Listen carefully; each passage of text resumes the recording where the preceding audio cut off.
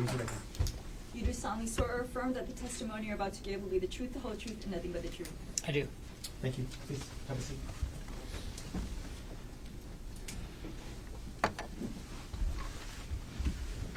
Okay. If you could please state your full name for the record and for the members of the jury. Gerhardt Konig, Gerhard, how old are you? 47, Where were you born? South Africa. And were your parents from South Africa? Yes. What are their names, and are they still alive, and are they still married? Yeah, Peter and Ariel, they're alive and married. Okay. And they've been here, is that them here in the front row today? That's them. Where do they live now? San Diego. Growing up, what did your parents do for work? My dad's a pharmacist, and in South Africa, my mom didn't work. How long did you live in South Africa, or maybe a better way to ask that is, how old were you when you moved from South Africa? I was 14. And where did you move to at that age? San Diego. Who moved with you to San Diego at that time? My parents and my younger sister. So what grade were you in when you moved to the United States? 9th grade. Did your dad find work as a pharmacist? Yes. What did your mom do in San Diego? She ran a home daycare.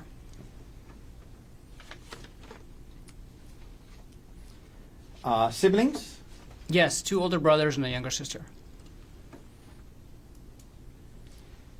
What year and what high school did you go to, and what year did you graduate? I went to Rancho Bernardo High School, and I graduated in 1996. By the way, was growing up in South Africa, was English your first language? No, What was? Afrikaans. Okay. After graduating from high school, did you go to college? I did. And where'd you go? UC San Diego, What did you major in? bioengineering. Now, the jury has heard about how later in life you married Arielle Konig. Was that your first marriage? No, Okay. Were you married before that? I was, yeah. And to who? Jesse Patella Ray. Okay.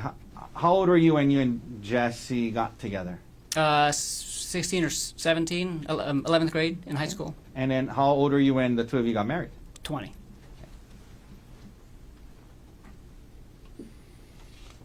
After graduating from college, what did you do? I worked as a bioengineer for 5 years. Okay. Doing what kind of work? It was a biotech startup company. We were doing tissue engineering. Okay. We don't need to get into exactly what that is, but it's in the field of bioengineering. Yeah. So specifically, we were growing tissue engineered blood vessels, and so we were taking skin cells from a person and culturing them in the lab and growing large diameter blood vessels specific to them, so they can use it for hemodialysis access or cardiac bypass grafts. And where were you living when you were doing this work? In Marin County, just north of San Francisco.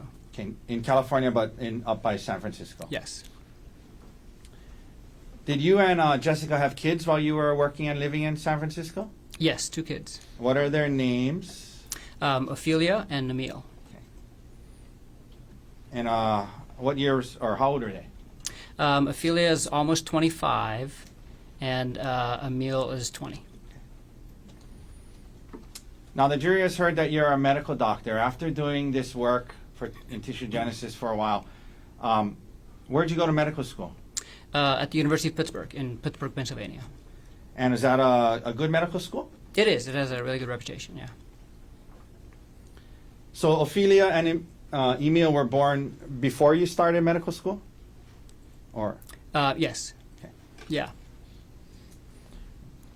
Why did you choose Pittsburgh? Because of the reputation of the school and because the cost of living in Pittsburgh was low. Okay. And you had yeah. the 2 young kids. The two young kids, and I wasn't going to make any money, and it was a great place to go to school. Did you graduate from medical school in 4 years? Yes. What year did you graduate from medical school? 2010. After graduating from medical school, what did you do? I did a 1-year internship, and then I did a 2-year research fellowship. What was the research fellowship in? It was an NIH-funded fellowship at the University of Pittsburgh, and I did mostly blood transfusion research. Specifically, I was working on autotransfusion. It's when you take a patient's own blood that they're losing in the operating room, and I was figuring out ways how to give it back to them safely. Okay. Did you and was that in the Pittsburgh area? Yes. Did you eventually do a residency? Yes. And in what field did you do your residency? Anesthesiology. If you could explain to the jury, what is anesthesiology? I mean, we all kind of know what it is, but generally, I mean, but how do you define anesthesia? Yeah, anesthesiologists are, it's a specialty of medicine, and we're trained to acutely treat organ system failure and techniques to limit pain and awareness. And so basically what we do is we take care of patients that are either very ill or injured, and we keep them alive until they can get patched up. And we make sure that they don't feel or remember anything. Okay. And why did you choose anesthesiology for your residency, and did you enjoy it? Oh yeah, I loved it. It's all hands-on, which is kind of what my personality is and my background in engineering. So I like that about it. Okay. And yeah, I mean that was So you enjoyed it. yeah. Now, what years were you doing your residency in anesthesiology? 2013 to 2016 And where was your residency at? in Pittsburgh. Now, you mentioned your residency 2012 to 2016. Did you at some point you and Jessica got divorced? Yes. Or approximately when was that, or when did you separate? We separated in 2014. Yeah. Is that during your residency? Mm-hmm. Yeah, after 15 years of marriage, and we tried to make it work. We got Okay. married very, very young. Okay. And, Did grew you apart. after that you guys were both living in Pittsburgh, Yes. and were you involved in Emil and Ophelia? Oh yeah, yeah. Okay. 50-50 custody. 50-50 custody. Mhm. You finished your residency in 2016. What did you do for work when you were done with your residency? I was hired as an anesthesiologist by UPMC. I worked at UPMC McGee Women's Hospital, and then I was also hired by University of Pittsburgh as a part-time assistant professor. As a part-time what? Assistant professor. Okay, so in terms of your work that you were you doing clinical work, actually treating patients in the hospital? Yeah. So 4 out of 5 days, I was doing clinical work, anesthesiology, and basically 1 day a week. So 20% of my time, I was doing teaching and research. And so teaching, who were you teaching?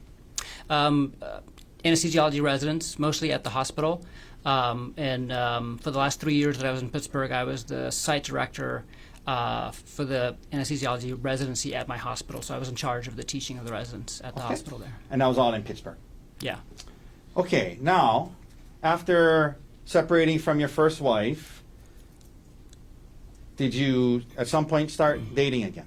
Yes. And did you try out dating apps? Yes. How'd that go?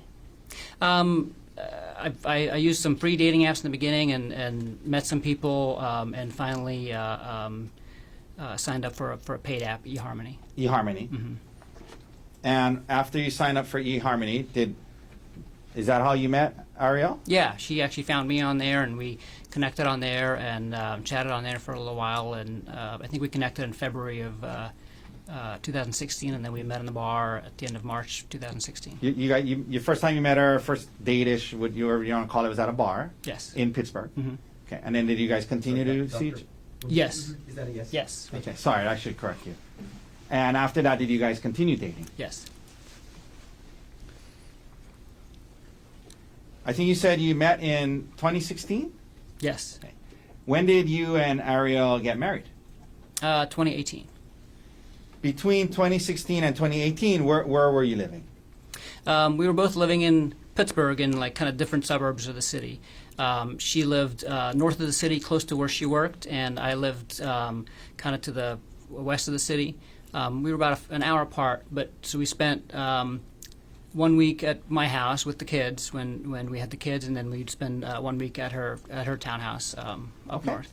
And that was in Pittsburgh? In Pittsburgh. Okay. Yeah. And you were working in the job you just described to us? Yes. Now, after your first divorce, you had 2 kids. Did you want to have more kids with? I did. With Yeah. Ari? Yeah. Okay. Yeah. I had that in my profile on online dating and. That you wanted to have more kids? Yeah. Okay.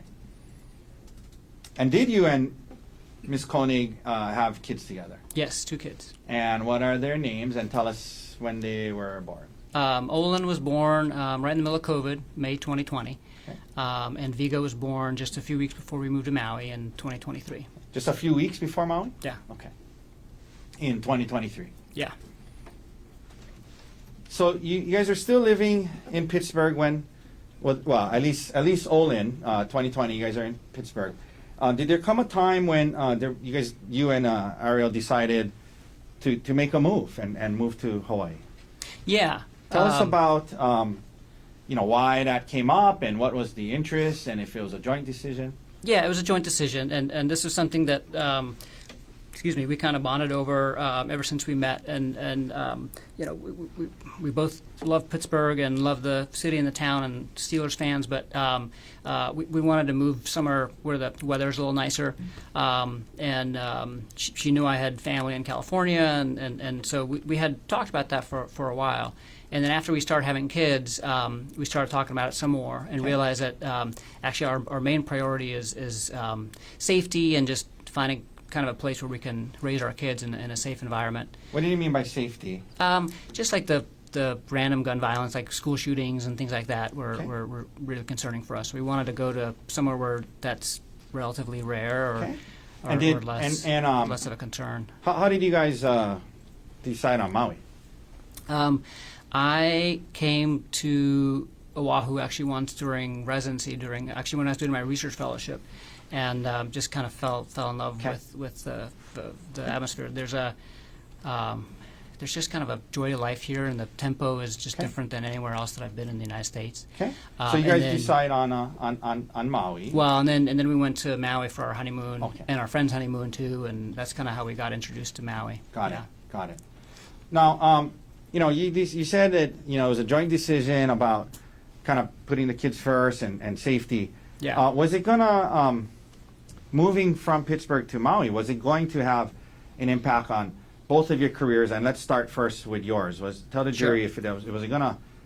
How was it, if any, gonna affect your? Yeah, it was gonna have a big impact on my career. So I was gonna have to give up the teaching and the research completely.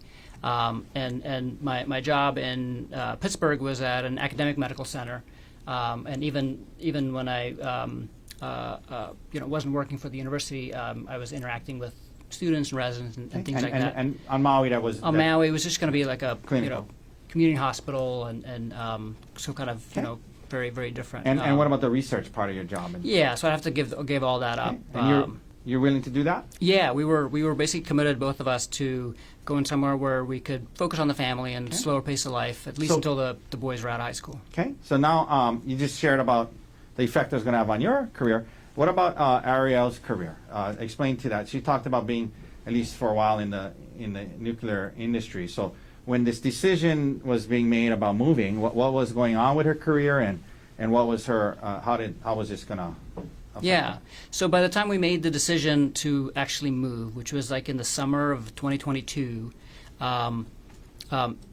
it actually didn't affect her career that much. If we had made that decision earlier, it would have had a much bigger impact. Why wasn't it going to affect her career that much at that point? So she was working. So before COVID, she was working 100% in-house, full time, and then during COVID, her job went remote, like most people's jobs did. And then during COVID, we also had Olin, and she realized at that point that she didn't want to go back to working in person again. That she felt she could accomplish a lot more at home, working and just be much more efficient. And it also allowed her to just be home more with the kids and the family. Was she still was she still in the nuclear industry when you guys decided to move? No. So and then she actually quit her job a few months before we started talking seriously about moving. Okay.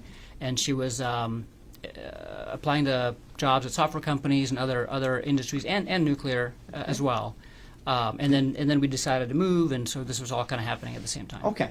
And was she able to get this job? She talked about a TerraPower that allowed her to work virtually? Yes. And so she was actually hired, I think, like as I was interviewing in Maui, she got hired at TerraPower. So she started her job at TerraPower while we were still in Pittsburgh. Okay. But they were going to allow her to... And then after the move, yes. So she got a fully remote job based out of Pittsburgh for this company that's based in Seattle.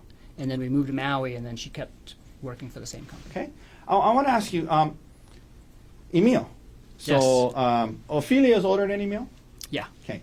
So, but when you guys start thinking about moving, how old was Emil, and how did that factor into the timing of when you were going to move, and Yeah. and if? So Emil is actually the reason we moved when we did. Okay. So, Explain that. Explain that. Yeah. So Ari and I had talked for a while about moving out of Pittsburgh, and the trigger was going to be when Emil graduated high school. You guys are waiting. You guys are going to wait till he graduated. Yeah, because we didn't want to leave Okay. him, and we didn't want to ask his mom to, if we could take him. So what happened? He basically talked us into letting him ask his mom, and because he's like, if you guys are going to go somewhere sunny after high school, I want to go with you, and I want to go before high school is over because I want to move somewhere earlier so I can make friends and kind of get connected to the community. And I said, I don't think your mom's going to let you leave. And he said, let me just talk to her. And after months of that, I said, okay, if you want to ask her, you can. And he asked her, and she actually said yes. And Okay. so that triggered us to kind of say, oh shoot, now we can move now. We can move earlier. And so Let me ask you about that. So at this point, Emil was about what age? 15. Okay.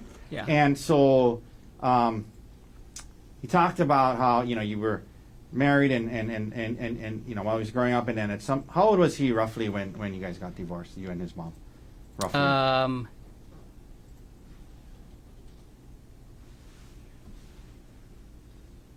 9. Okay. Yeah.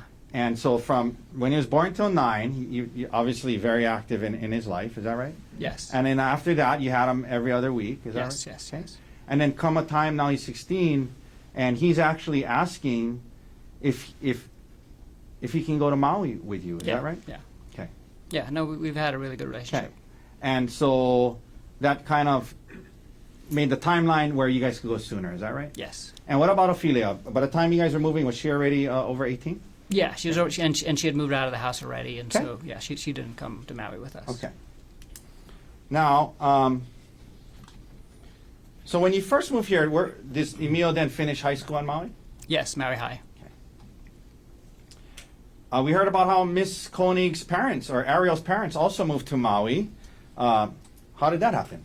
Yeah, no, they that was really nice actually, how it worked out. But because we didn't have any family here, Okay. and two young boys. But when we told them we're moving to Maui from Pittsburgh, and they were living in Florida at the time, they said that that's too far, and they actually decided away from you guys. Yeah, and so they decided they're going to move to California because they didn't want to move to Hawaii, but they had never been to Hawaii, and so they had this trip planned where they were going to go look at a few different places in California, and we convinced them to come to Hawaii too for a few days, Okay. just to basically, visit with us. Yeah. We're trying to see if they like it. We just told them, just come visit with us, and we'll show you where we're going to live. Yeah. This was right before we actually moved, and Did they like it? in less than 24 hours, they were like, "We're coming here." Yeah, And that was okay with you? Yeah, it was great because they ended up buying a house just down the street from our house, and we see them, we would see them all the time, and they're a big help with the kids, and it was just nice to have family on the island. So you, when did you guys move then to Maui? So I had to give 6 months notice at my job, so I got a job offer in like August of 2022, but we didn't end up moving until end of February of 2023. Okay. And your job offer on Maui was what? It was so the group's called TMG, and we're the only anesthesiology group on the island. It's a private practice group, So you applied with them, yeah, and they hired you. yes. So I know this is a big question, but I'm going to ask you to kind of just maybe summarize. You get here to Maui, March 2023. You got these two young kids. Your son's here. Your in-laws are here. You got a job. What was life like for you and your family from March 2023 until December 2024? Can you just summarize what it was like? Yeah, it was amazing. The move was a little stressful at first getting here, but once we were here and settled in, it was our dream life. So we bought a house really close to the hospital, so I could walk to work, and it also meant that I could take all my call shifts from home. And whenever I was done at the day, I could be home in a few minutes, and it translated into me being home a lot more than I was in Pittsburgh at my previous job. And so that meant that I was spending a lot more time with the kids and with Ari and with Emil. I was doing a lot of home improvement projects, and then as a family we were doing lots of exploring. Like every weekend we would explore Maui. We did a lot of beach activities. We went to the beach almost every weekend, snorkeling, surfing, paddleboarding, hiking. Okay, so it was a good life. Yeah, we made a bunch of friends through my work and through Olin's preschool, some of his friends and friends' parents, and we were getting settled in. Yeah, and let me ask you, Ariel, when you testified, when the detective asked her about how the marriage was before December 2024, she said it was a good marriage. Do you agree with that? I thought it was a great marriage, yeah. Okay. I totally agree. I just had a question. That being said, during that time period, did it ever come up that area between that time period, did moving back to the mainland ever come up? It did. So her job, and when she was first hired by Terra Power, they had asked her to move to Seattle, and they said, "Hey, would you move to Seattle?" And she said no. Okay. And then a few times they had kind of asked her again to, if she would consider that. Okay. And our plan was always to at least stay in Maui until the kids graduate high school, and then we can kind of focus on our careers again and let the career drive the decisions. Now, I was asking a little bit about your marriage during that time period, and this came up with Ariel. In your marriage back then, who handled the financial affairs more so, like, taxes, life insurance, finances between the two of you? I did. Okay. And why was that so?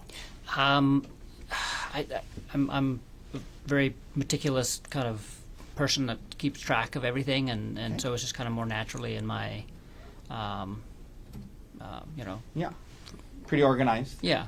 Did you have, like computer files with different, insurance, taxes, yeah. all that stuff? And all of our things were joint. We didn't have any separate anything, and so I ended up taking care of most of those things. And those computer files. And they were all in a shared drive that we shared, and so she had access to everything, and she contributed and as well. But Okay. I took care of most of it. Okay. And you would kind of from time to time look into the files or update the files, or Oh, all the time. Okay. Yeah. All the time. Yeah. Okay. Now, you just described a great life and great marriage. Did there come a time in 2024, Gerhardt, when that changed? Yes. First of all, in 2024, at some point, well, let me ask you this preliminarily. Did Ariel have to travel for work? She did. Yeah. Okay, and that's because she was working virtually? Yeah. Just like three or four times a year. Okay. Did there come a time in 2024 when Ariel traveled to South Africa for work? Yes. Do you remember when that was roughly? At the end of August of 2024. And who was she going with, to your knowledge, at the time? It was a pretty important trip for her because it was just the CEO of the company, another man that was high up in the company called Jeff Miller, and herself. Okay. Now, I want to ask you this. By the way, when you guys were on Maui working, and she was working virtually, like, where was she actually doing her work? Like, when she was working? Yeah, she had a home office set up, but it was in her house. In our house, Okay. but it was in our bedroom. So, and there was no divider or anything between it. So her desk was basically right next to our bed. So like a third of the space in the bedroom was taken up by her office. And when what were her hours? Was she on Seattle time? She started? Mostly West Coast time, sometimes East Coast time. So she would usually get up Early. either 4 or 5 a.m. and start work around there, and then work until around 2 p.m. So were you, because it was in your bedroom, were you exposed a lot to A lot. her yeah. work and her things she was doing and the Yeah, people? she has a huge monitor on her desk. She has one of those desks that can go up and down. Okay. And it's facing into the room, and all of her meetings are on speakerphone. Okay. Prior to this, leading up to this South Africa trip, you mentioned did she go with a man named Jeff Miller? Yes. Did you have any concerns about Jeff Miller at that time? No.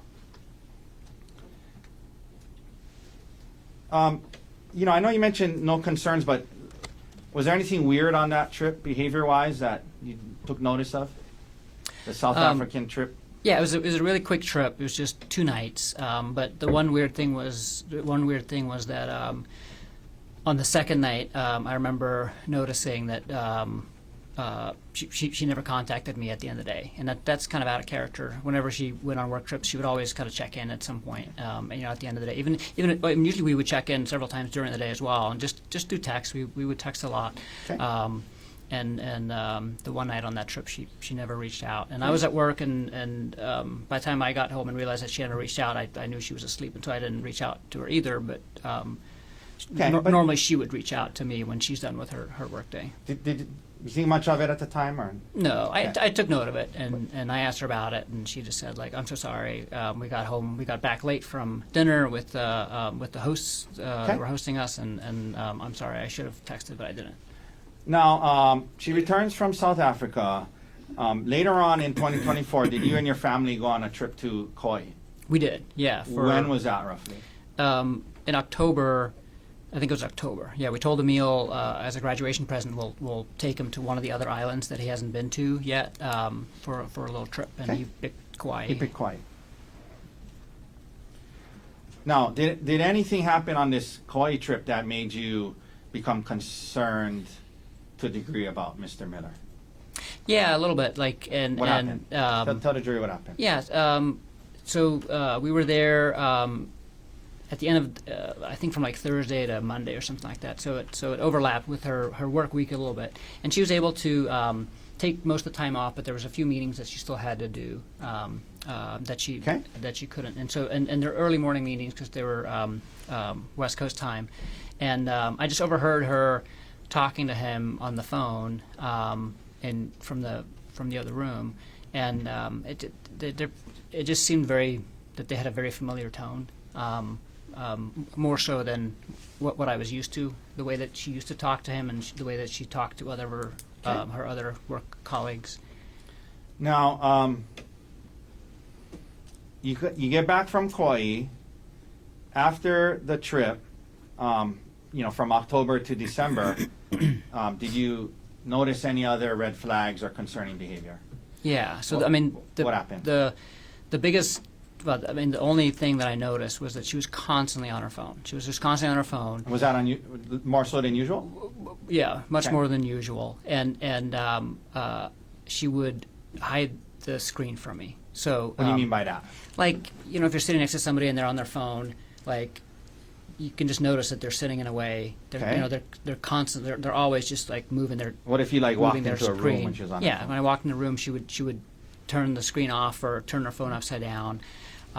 Did you ask her about it? I did several times, And what- and she would always say, "I'm talking to Gianna. I'm talking to Gianna," which is her best Who's friend. Gianna? Gianna's her best friend. Okay. So So you did ask her about it a couple of times, yeah, And- more than a couple. and you continue to see this concerning. Well, was this behavior concerning to you? Yes, And I was curious. Okay. I was concerned. You're right. And did she told you it was, don't worry, it was just Gianna. Yeah, and she was like defensive about it. Okay. Um, Now, what did that lead you to do in early December? All this yeah. behavior, red flags. No, when she kept doing it and she kept being defensive, I unlocked her phone. Okay. And while she was sleeping. Now, do you recall when you did this? There's been talk about a San Luis Obispo trip, right? Were you guys going to go on a trip in December? Yes. And with who? With our friends Bryant and Gianna.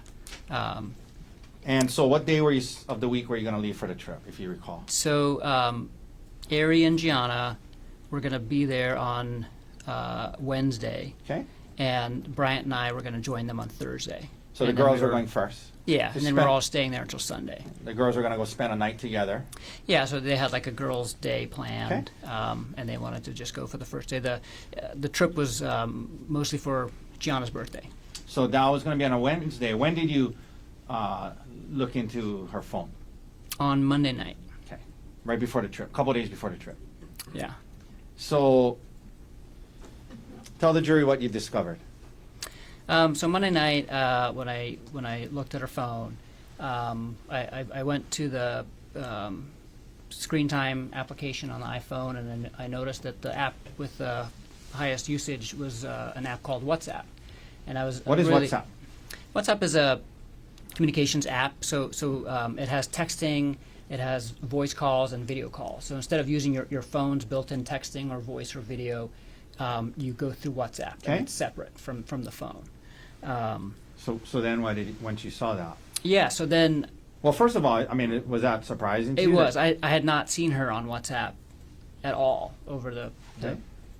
previous months, and so I was very surprised about that. And then I also saw that she had turned off all the notifications for WhatsApp, so she had everything silenced for Okay. WhatsApp. And it wasn't like on the main screen. It was like a couple pages over in a folder, so it was kind of hidden. So did you open the WhatsApp? Yeah, so I opened the WhatsApp. What did you see? And there were 2 conversations with Jeff Miller. And the way WhatsApp works is that your account is always linked to a phone number. And so the one conversation was a conversation with his work phone, and the other conversation was a conversation with his personal phone. Okay. And so let's talk about the conversation with his personal phone. Tell the jury what you saw. Yeah, it was. So what I saw. So this was Monday night. What I saw was that the messages from Monday and from Sunday, so the previous 2 days, it was like a full-on conversation the entire day long, and it would start All day long? off. Yeah, and it would start off at like 2 a.m. Hawaii time. So and Jeff Miller lives in Maryland, and he travels extensively for work. Like he probably travels 3 out of every 4 weeks, and I know this because I'm always hearing them on the phone and Okay. talking about that. So basically, wherever he was, he'd be texting her good morning, but it wasn't just like a good morning text. It was like 5 or 6 texts. It's like a whole good morning. I had a great, I slept great. I'm looking forward to the day. I hope you're sleeping great. And then at like 5:45 a.m., her good morning. She would be responding. She would respond, and then the whole day long, like, this is where I am. This is what I'm doing. This is what I'm thinking, until good night at the end of the day. And that was for Sunday and Monday. Okay. So for the 2 previous days. So Sunday is a weekend, right? Right. Yeah. So you Yeah, saw so on it a was- Sunday. We saw the text from December Yeah, she's 1st. I'm at work. I'm on call for the weekend, and she's at home decorating and hanging out with the kids and texting him all day. Texting him all day. Okay. And then go ahead. when I scroll back past that, it's very strange because then between so the thread was created on June 4th or something like that, because WhatsApp puts when the thread was created in the app. Okay. And there was no messages between June 4th and August 30th, which was like a few days after the South Africa trip. And then between August 30th and Sunday, it was very strange because there was like fragments of conversation or little short things, and then mostly just pictures and songs and links. And it was basically Jeff sending her a bunch of pictures of himself, a bunch of song links that she had saved, and her sending him like a bunch of pictures too of Did you, when you said it was strange because there was things missing, did it seem to you like things were being deleted? Well, yeah, because obviously that was, I mean, there was an abrupt cutoff between like what's before Sunday and Monday and that conversation and then everything else that was on there. Let me ask you this. Seeing all of that, here you are, a couple of months now, you had some suspicion, some red flags. Asked her about it a couple of times. She denies it, defensive. Now you open it up and you see this. Yeah. Tell the jury how you felt. How did it make you feel? I was devastated. There's obviously something going on, and Okay. So I didn't know what to do. okay. So what did you do? So I had actually started using WhatsApp myself when we moved to Maui, because that's the main communication platform that the anesthesiology group uses, and so I was using it every day, communicating with the rest of the group and during our business meetings. And so I knew that WhatsApp, since even though it's primarily an app on your phone, there's a web interface. You can log into WhatsApp on your computer through the browser as well, and it'll basically just duplicate everything that's on your account. And then what did you do the next day? So I took her phone upstairs to my computer, which is in the hallway upstairs, and I logged into her WhatsApp on my computer. So you could watch her. So I could activity. see, because yeah. Okay. You mentioned being devastated. I mean, prior to this, did you have any, aside from we talked about the red flags, but marriage-wise, I mean, everything seemed okay? Everything seemed fabulous. We were. Okay. We were very happy together. No red flags in terms of the marriage itself. Okay. So now, you want to learn more. You go into what do you call it, like detective mode, kind of? Yeah. Okay. So now you logged on and you're able to watch her. And did you do so the next day? Yes. Excuse me. Yes. Tell the jury what you saw the next day? So the next day, it was basically the same type of thing that they were doing on Sunday and Monday. So they start off by saying good morning, and then just wasn't communication the entire day. But this day, she started deleting messages, and so one of the first things that she did is she deleted all of the messages from Sunday and Monday. Okay, so when you went, make sure you put the mic a little closer. So when you saw the messages the night before. Yes. And now you're looking at it on the computer next day, and those messages you saw the night before are deleted. Yes. Okay. And then what? And then I saw them communicate kind of in real time, because I could see it pop up on my screen too. And as soon as the conversation proceeded, kind of past, she would kind of keep deleting the previous messages. So she was like, not deleting them in real time, but like throughout the day, she was deleting the previous messages. And the content of the communications and what was being deleted, again, was it concerning? Yeah, I mean, it was the same type of conversation that she was having with them on the previous 2 days, which is not a conversation you have with a coworker. This is a conversation you have with your spouse. I mean, this is And after watching that all day long, what did you conclude? I mean, in terms of what was going on. Did you believe? I mean, she was having an affair. Okay. Let me ask you this: while that was, did you, because she was deleting these things, did you try to save some of the messages? Yes. So the first thing I did, actually, the night that I unlocked her phone, because on WhatsApp you can also export the thread basically and save the thread, and so I exported the thread to my phone. So I had copies of what was on there when I first discovered it, and then the next day on my computer, the only thing I could do on the web interface is take screenshots of the. And you took some. Yeah. All right. So now you are faced with, this. You got this trip in a day or two. Do you confront Ariel right away?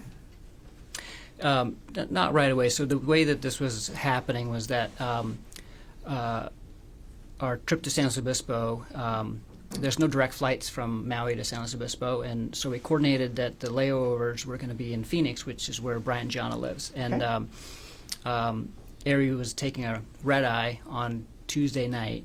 And so on Tuesday, when I was first discovering and watching this kind of in person for the first time, let me stop you there. She's packing just for the to trip. help the jury. So Monday night is when you first found the WhatsApp chain. Is that right? Right. So Monday overnight. Tuesday Tuesday morning, I wake up and I start looking at them interacting in real Throughout the day. time during the day. And then Ariel's supposed to leave that night. And so she's supposed to leave that night. Do you confront her before she leaves? I do not. Okay. Yeah. And then, so she leaves. Who do you first reach out to talk to about this? Yeah. So on Wednesday night, I'm supposed to leave to go to fly to Phoenix to meet Bryant and then go to San Luis Obispo. Okay. And Wednesday, like in the middle of the day, I call him and talk to him. Okay. And why did you call? FaceTime. Why did you call Brian? Talk to him about it. Few different reasons. One was that we were, about to go on this trip with them, and I wasn't able to, I knew I was going to have to confront her as soon as I got to San Luis Obispo. So now it's Wednesday, and I'm convinced of, I'm seeing what they're doing, especially what she was sharing with them on Wednesday. So on Wednesday, she was spending all day in San Luis Obispo with Gianna, and she's basically keeping him up to. I mean, first thing is as soon as she lands in Phoenix in the morning, she's like, just landed. I have an hour and a half. If you're free, we can chat. Can't wait to talk to you. Is she texting you, keeping you up to date? I'm getting. I also got a just landed text, but nothing else. Okay. But she's reaching out to him, and on WhatsApp, you can see when a message has been read, and so as soon as she saw that he read her just landed text, she called him. She didn't wait for him to respond and stuff, and I'm not getting a call, I'm not getting any of this stuff, and then during the day, she's sending him pictures of the places that they're of her and Gianna doing stuff, So you're seeing this. So I'm seeing this, and that's at that point I'm just I can't go to San Luis Obispo and not confront her about this right away. And going back to Bryant, right? So I know. Yeah. Did you guys have fun activities planned? It was supposed to be a fun couples yeah. trip. So it was supposed to be a couples trip, right? And it was Gianna's birthday, and actually Ari planned it because she used to work for, one of the power plants that she. That was her responsibility for refueling is just outside of San Luis Obispo. So she used to travel to San Luis Obispo all the time for work, and so were you planned were you a bunch of fun reaching out to activities. Brian and you said there's several reasons. Was one of it to kind of let him know hey, this might not be the fun trip we had Yeah. planned? So the first reason was hey, this is I'm just giving you a heads up. I'm gonna confront Ari with basically an affair. Was there other reasons why you wanted? And then the other reason was that the other reason why he's my best friend and I wanted some advice, but I specifically wanted advice from him because they had just gone through infidelity in their relationship 6 months earlier. Brian and Gianna. Brian and Gianna, and so they were dealing with that. Yeah, and so he had been dealing with this, and I was looking for advice and just needed a friend. Just to be talk clear to. for the jury, in that situation though, was it reversed? It was, yeah. Brian Brian had a one-night stand, and Gianna found out about it. And so they had been dealing kicked with him that out of the and house after that. and stuff. Yeah, Okay. yeah. And so you talked to Brian. Yes. Okay. Do you fly up on the trip? Yes. When you get there, do you confront Ariel right away? Almost right away. I mean, when we get there, they already have dinner reservations and stuff like that waiting for us. And so we go to dinner, and right after dinner, when we go back to the hotel, is when I confront her. Did you talk to Gianna before you confronted Ariel? Very briefly. Okay. Yeah. Okay. And you And- told her what you had found. I basically just gave, I told her briefly what I had found, and then left to go talk to Ari and left Bryant to explain to her more. So, where do you confront Ari? Were you in the hotel room? In the hotel room. You confront her with it. Tell the jury how that went and what Ariel's initial reaction was. Yeah, I confront her with it, and she's immediately remorseful and doesn't deny anything, admits to it, and is crying and Let me ask you this: you say admits to it, and when Miss Konig testified, she kept using the term. You guys use the term emotional affair, but in that time period, what did she admit to? Having a she admitted to having an affair. Yeah. Okay. Yeah. With Jeff Miller. Yeah, she admitted this was completely inappropriate relationship. Okay. And so you we mentioned called it she- an affair from the start. And you mentioned she was remorseful and crying. Yeah. Okay. Yeah. Now, here we are now in San Luis Obispo. This is going on. What was your emotional state like at the time? In other words, what were you thinking needed to happen? And you guys were going to try to work this out or Yeah. not, or while you're on the trip. Yeah. No, I mean it was It was tough. I mean, a lot of emotions for sure. But Brian and John were really helpful, and we were away from the kids and away from work and away from everything else, so we can kind of just focus on this. Okay. And you guys reached some kind of conclusion as to whether or not you guys were going to break up or what? Oh yeah. So yeah, we both wanted to work on it.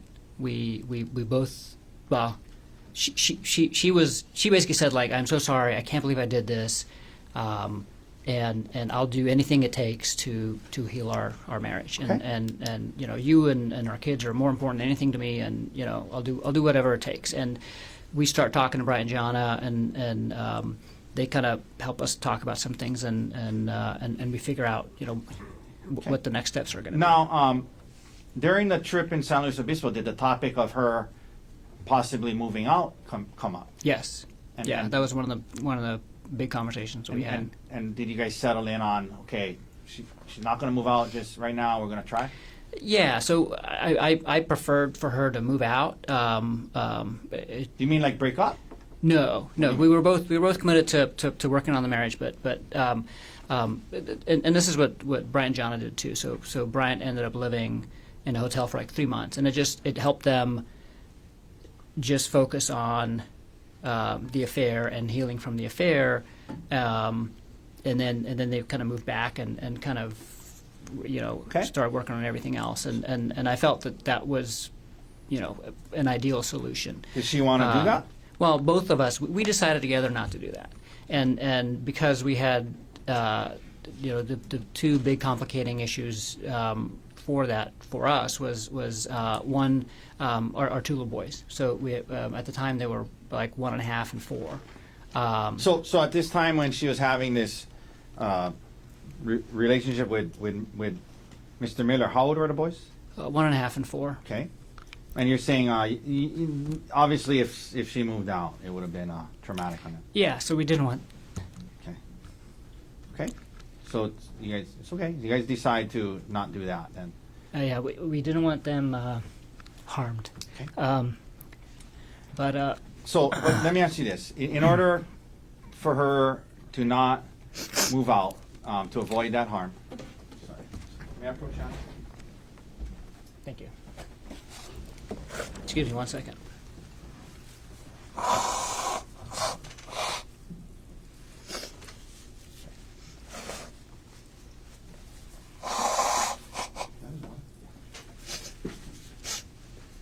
You want water? Yes, please. You mentioned the kids. Was there did Ari have other concerns about her moving out?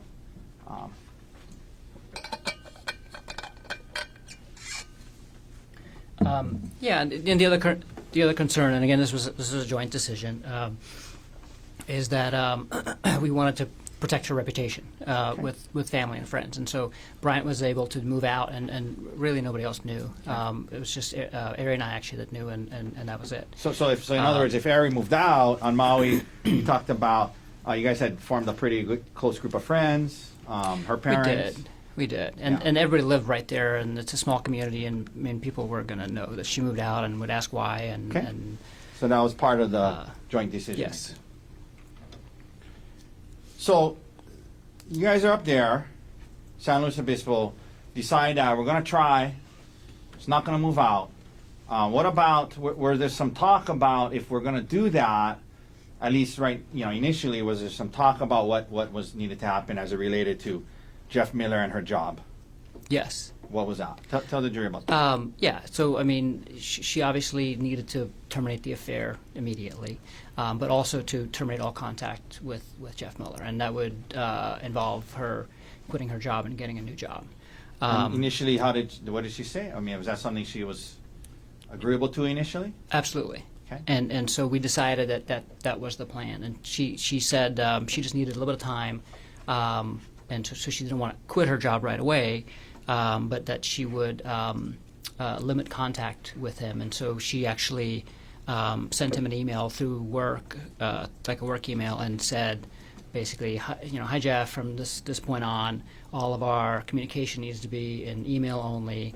If we do meet, because they would have virtual meetings all the time. If we do meet, it would have to be with one other person present. And she did this without talking to me, but showed it to me afterwards. Said, hey, this is what I did. Is that okay? And I said, that's fine. So the plan was that she was going to quit her job and maybe find a new job, but in the meanwhile, For sure, she was going to quit her job and find a new job. Okay. But in the meanwhile, there was going to be some boundaries related to her interactions with Miller. yes. Okay. Was she supposed to go on another work trip with Jeff Miller soon after the San Luis Obispo trip? Yes. To where and when? So the San Luis Obispo trip ended on Sunday, and then on Sunday, I was going to fly back to Maui to take care of the kids, and she was flying to Seattle, and she had a week-long business trip in Seattle, starting right after this Oh, right trip. after? Mhm. She was going to go straight? And Mr. Miller was supposed to be there? Yes. Did you later learn anything about the hotel situation related to that? Not even later. It was. I mean, so while we were in San Luis Obispo and while we're still talking about all these things, she, I told her basically, I'm not okay with you going to Seattle. And she said, no, I totally understand. And she said, I'm going to cancel that trip. And she admitted that she had changed her hotel from the hotel that she was supposed to stay in with her primary team that she works with at Terra Power to the hotel that Jeff Miller was in, and they already had dinner plans for Sunday night. Okay. And then she canceled that trip. But she canceled all of that. So she told work she had a family emergency and couldn't go, and so we flew back together to Maui on Sunday. You get back to Maui on Sunday, and you there was some kind of initial conversations about what needed to happen with her job and whatnot. When you get back to Maui, are you still kind of just trying to figure out how to deal with this whole situation? Yes. Did you tell anyone other than Gianna and Brian? No. And was that for the reasons you talked about earlier about Ariel's reputation? Yes. But you did. We saw the email that you sent at some point to Mr. Miller's wife, right? Oh, yeah. And Yeah. I did that in San Luis Obispo. Yeah, and that was in San Luis Obispo. Okay. Mhm. Yeah, that's the day that I found out. Yeah. And Well, I why'd mean, you, that's not true. That's the day that I confronted her Okay. about it. and why'd you why'd you do that? I just felt that if I was in her shoes, I would want to know. Okay. Okay. So now you get back to Maui, and to your knowledge, immediately after was as far as you knew, Ariel limiting contact with Mr. Miller? Yes. Did she ever start to look for a new job? Yes, right when we got to Maui, she was updating her CV and her LinkedIn profile and looking for jobs. All right. At some point, did you start listening to some audiobooks and trying to get some advice about how to heal from this? Yes. And what did you learn from those books about what, was necessary if you guys were going to even have a chance at this? Yeah. Listen to several books and talk to Bryant a lot, and there's a lot of different things that the books recommend. But the five main things are basically, the first is always to terminate the affair, obviously, and terminate all contact with other cheating spouse. Okay. And all the books talk about, and if this is something at your workplace, you need to quit your job or move departments or something like that, because it's something that's commonly happens between coworkers. And then the second thing is that the cheating spouse needs to put in the work to understand all of the damage that they've caused to the relationship, and because it's not immediately apparent, just how deep the trust issues are going to impact things, and potentially putting the family dynamics and the kids at risk and things like that, and all the different ways that you hurt your spouse. And Okay. so that was the second thing. The third thing is Was there anything about privacy? yeah. So one of the main things is actively rebuilding trust, and that means that you're going to have to proactively give up privacy and then also tolerate some invasion of privacy. Meaning, basically, like you need to tolerate if your partner is saying like, "Hey, can I see your phone for a sec and see who you're talking to, or hey, I can I see who you're emailing, so Not get defensive. and not get defensive. Yeah. Okay. Um, Now, and did you discuss those things with Arielle? Yes. Okay, and was she doing these things? In the beginning, and then very inconsistently the rest of the month. Very well. Very inconsistently the rest of the month. So she was kind of initially willing to do some of these things, but then seemed to become unwilling. Yeah. So basically, it seemed like her whole attitude changed really within a few days of us getting back to Maui. Tell us about that. She started minimizing the affair and trying to say that it wasn't like a big deal, and she started blaming me for the affair and just saying like, well, you caused some of these things, and some of the Okay. telling me some of the things that I was doing that potentially contributed her doing. Was doing the she affair. open to your questions about, hey, let me see your phone, or who are you calling? Like on and off, she would get defensive and get irritated at me, basically asking those things. So when she was kind of now backing off of some of the things you guys initially had agreed to, did that cause you to kind of go into detective mode again and look into, try to obtain more information about the extent of her relationship? Yeah. Okay, and Yeah. what new information, if any, did you learn at that point? I was trying to talk to her about the affair and just trying to get more details, because we didn't talk about it in detail in San Luis Obispo. We were just kind of talking about big picture. Are we going to stay together? Okay. Are we going to move But out? she admitted all to these it, though, things. right? Yeah, she admitted to it. And then later, a few weeks later, I was looking, and the two main things that I found out. Let me just back up. So I was trying to ask her more questions about the affair, and she wouldn't basically engage Okay. and answer questions. And so everything that I found out is I basically found out on my own. And I found out that when they were in South Africa on our phone bill, actually, there's records of them texting just through regular text, like up through past like 10 o'clock on that night that she never got back to me.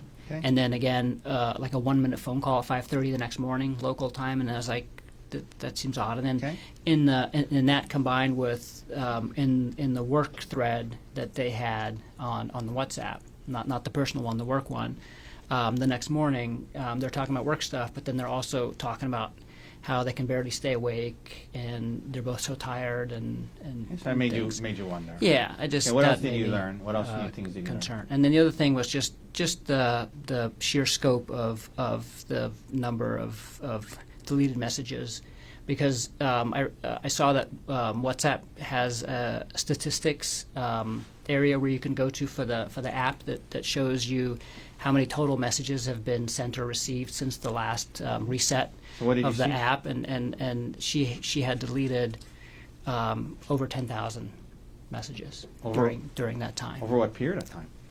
I'm assuming during, Okay. So the thread was created on June 4th, and I'm not sure when. She said that the affair started after the South Africa trip, is what she admitted to Okay. me. So it was either over 3 months or 6 months. Okay, did you start doing some But it's like, rudimentary math 50 in your to head? 100, or like 60 to 120 messages a day. Okay. During that time if it's averaged throughout the whole day, and then Okay. 19 hours of phone and video calls too. Okay. This is probably a dumb question, but did that make you feel better or worse about the situation? It made me feel worse, and I was just feeling worse about the whole situation overall, because it takes some time to kind of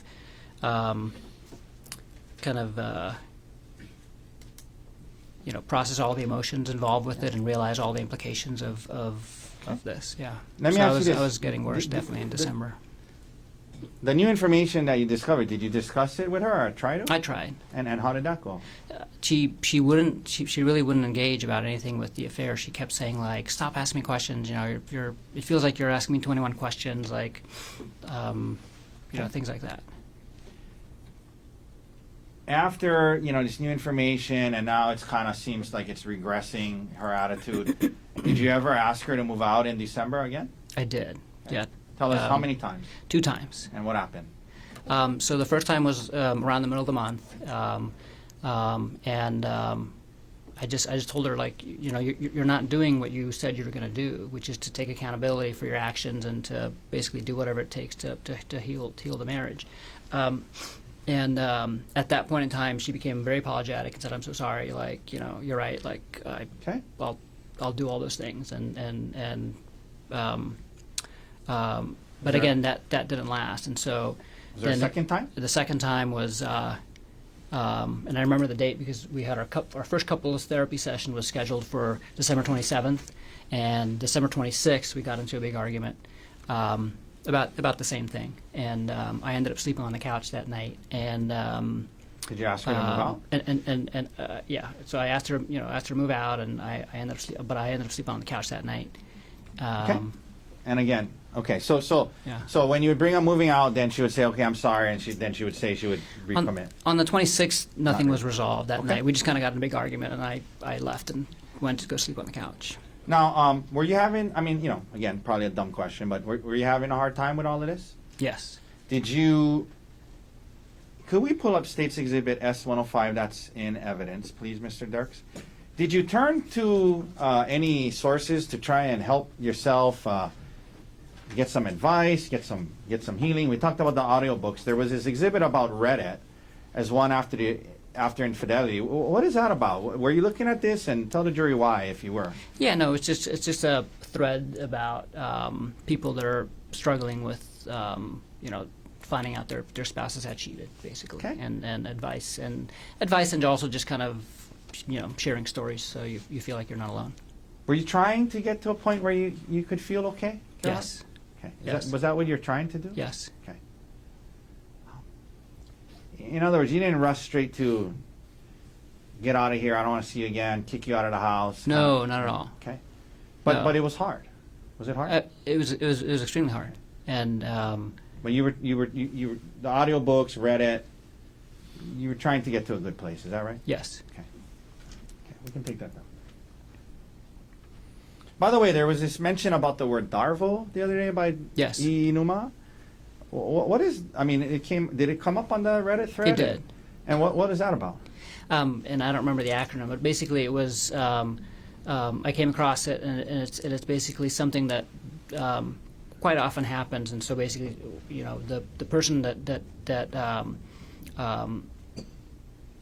got caught having the affair, sometimes in the weeks after, they would try to turn the tide. So they would try to kind of take the spotlight off of them and move it to the other person, and basically say, like, "Wow, but but you did this and this," Okay. And so it's I think he said a something fairly like- common thing that Yeah. people try to do to just try to Become deflect. defensive. Yeah. I think it was like attack.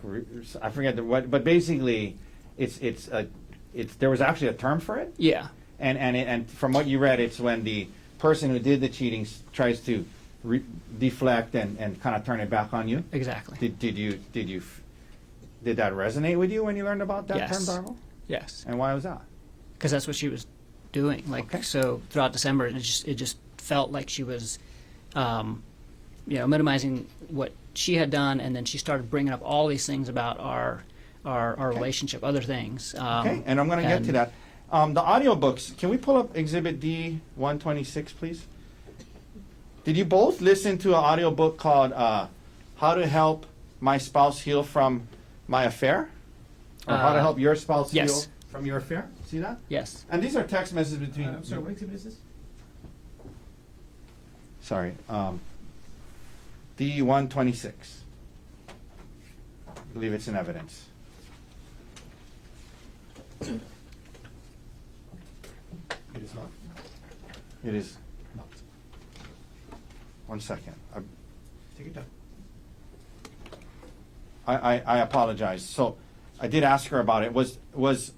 There was text messages between the two of you guys about an audiobook called How to Help My Spouse Heal from My Affair, correct? Yes.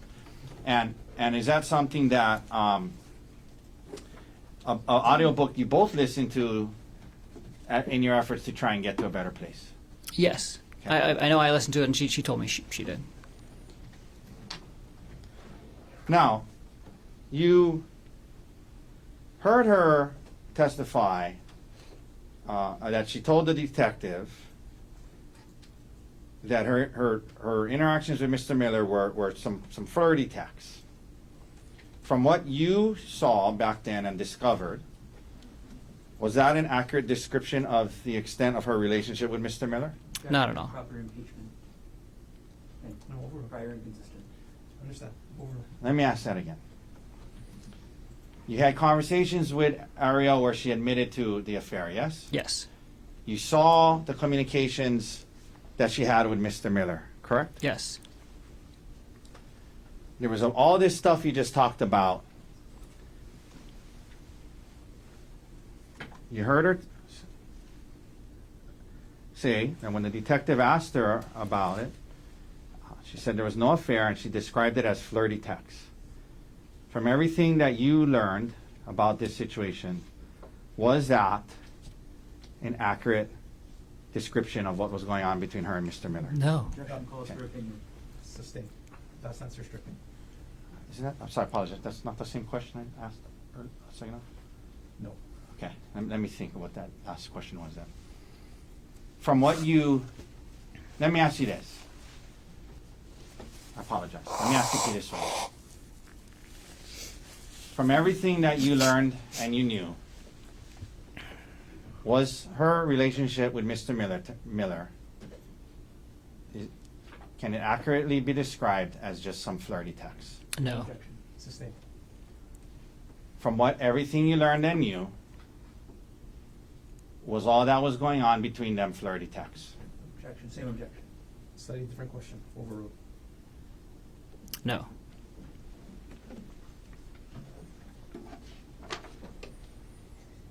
Ms. Watake, whenever there's a convenient break, we'll take our I think we're almost to a good place. You just let me know. Yeah, maybe 5-10 more minutes. Okay, if everyone's okay with that. Anybody okay? Okay. You know, we just talked about the audiobooks. Did she also admit in text messages to you that she had an affair? Yes. Okay.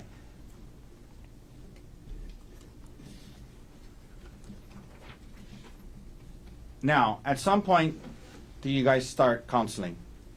Yes. And what did you want counseling to be about? About the affair. Okay. And what did counseling turn into? Mostly other things in our relationship. Okay. Also a little bit about the affair, but mostly other things in the Okay. relationship. This might be a good time for a break. Okay. Ladies and gentlemen, let's take a 15-minute recess. Ms. McCallum can get you at 2:40. Leave your notebooks on the chair. All right.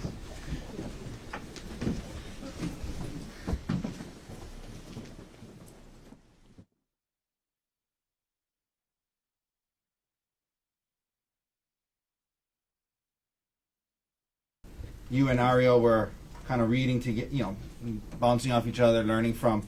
Did you guys text each other about it? Yes. And can you just look through this text and look through this document and let me know, is that a fair and accurate depiction of the text messages you guys are having back then related to some of the audiobooks you were listening to?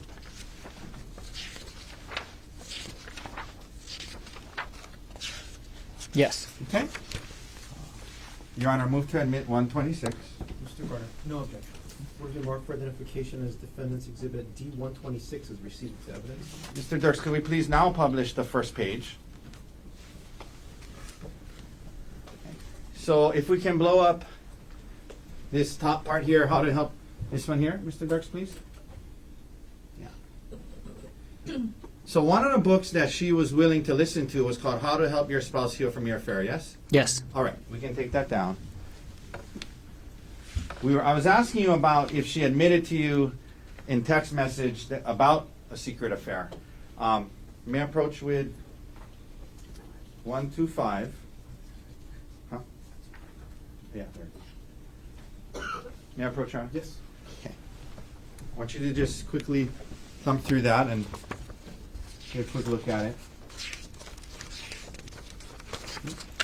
Is this a fair and accurate depiction of the text messages between the two of you on December 9th about the affair?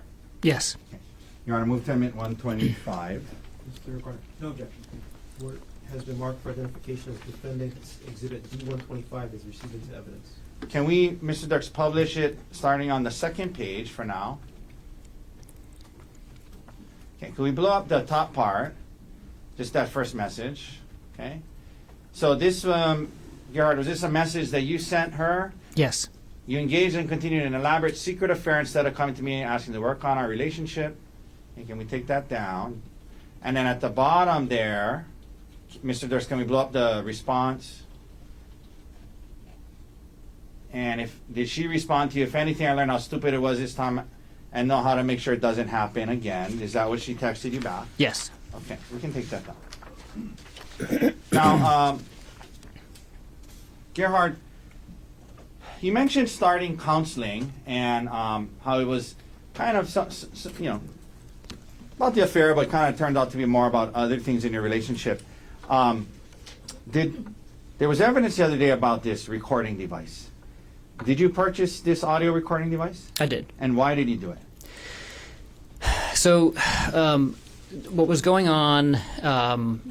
Some of what was going on in December, and it kind of came to a head on that morning, right before our first counseling session. Okay. Is that she said that, basically she's so upset about other things going on in the relationship that she wasn't sure if she wanted to stay with me, and that. And then she kind of blurted out that Gianna thinks I'm a monster, and she had talked to her mom, and her mom also agrees that this isn't a big And then deal. what And happened? so I was really concerned and suspicious that she was basically lying to them and telling them a completely different version of what was going on in our relationship, and then also what the affair entailed. Okay. And so the audio device was what? So I was like, I have to catch her in a lie, basically. And so it was me like thinking like kind of like an engineer. How do I fix this? And I was like, I fix it by getting more evidence. And so so I bought that in the hopes of basically. So I was going to use it to record conversations that we would have, and then the two of us. And then if things weren't moving in the right direction, I can be like, listen, this is what you said. Listen, like this is what she's telling me, because if she's telling a different story to her mom Judy and to Gianna, then I could basically catch her in a lie. Did you end up actually using it? I tested it and figured out how to use it, and never actually used it for that purpose. We ended up not ever talking about the affair at home, and that was kind of one of the other things that she was able to do through therapy, is that we were not allowed to discuss the affair at home anymore. Okay. And back at that time, were you just your head was kind of just spinning, and were you just trying to figure out how to get through it? Yes. Okay.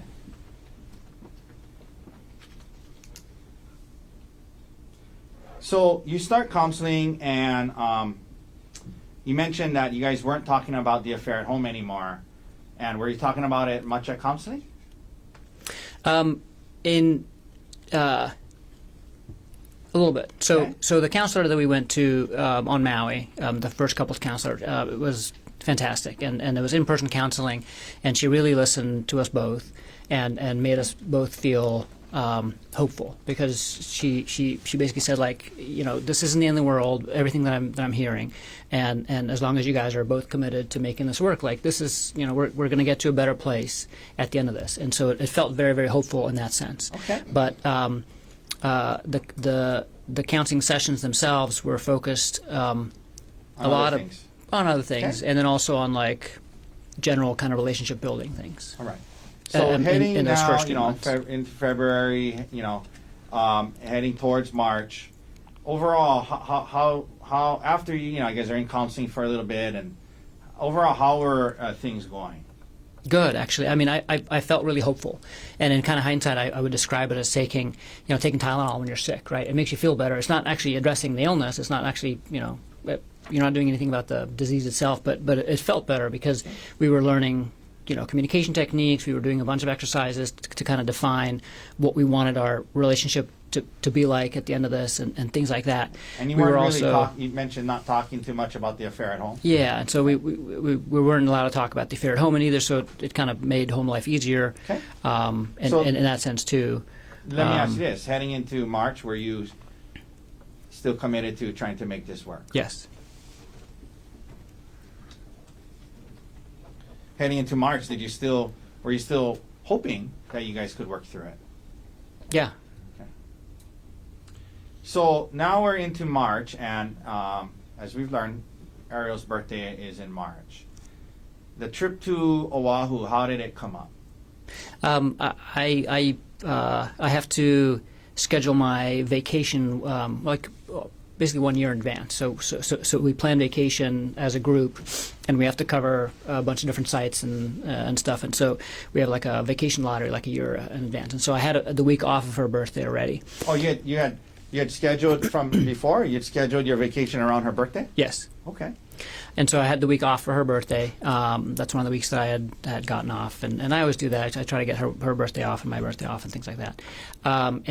So I asked her, what do you want to do? And she said, well, we don't have to do anything, but I've never been to Oahu. I would like to go Oahu at some point. It doesn't have to be this trip, but Okay, let me stop you there. So the concept of going on a staycation to Oahu was first floated by who? by her. Okay. But to be fair, she said, but we don't need to do it. I don't know if it's the right Right. time. And what did you say in response to that? I said, there's no reason not to. I have the time off, and she could take the time off, and Did you think it would be a healthy thing for you guys to do, given everything you've just been through the last couple of months? yeah, I thought it was great. We had just been to California for a week with the kids, and that went really well. And so we had taken like a nice family trip, and it just seemed like it would be nice to take a couple's weekend away. Had you forgotten about the affair and Mr. Miller or anything like that? Not at all. Okay. But you were still hopeful and working towards a better place. Yes.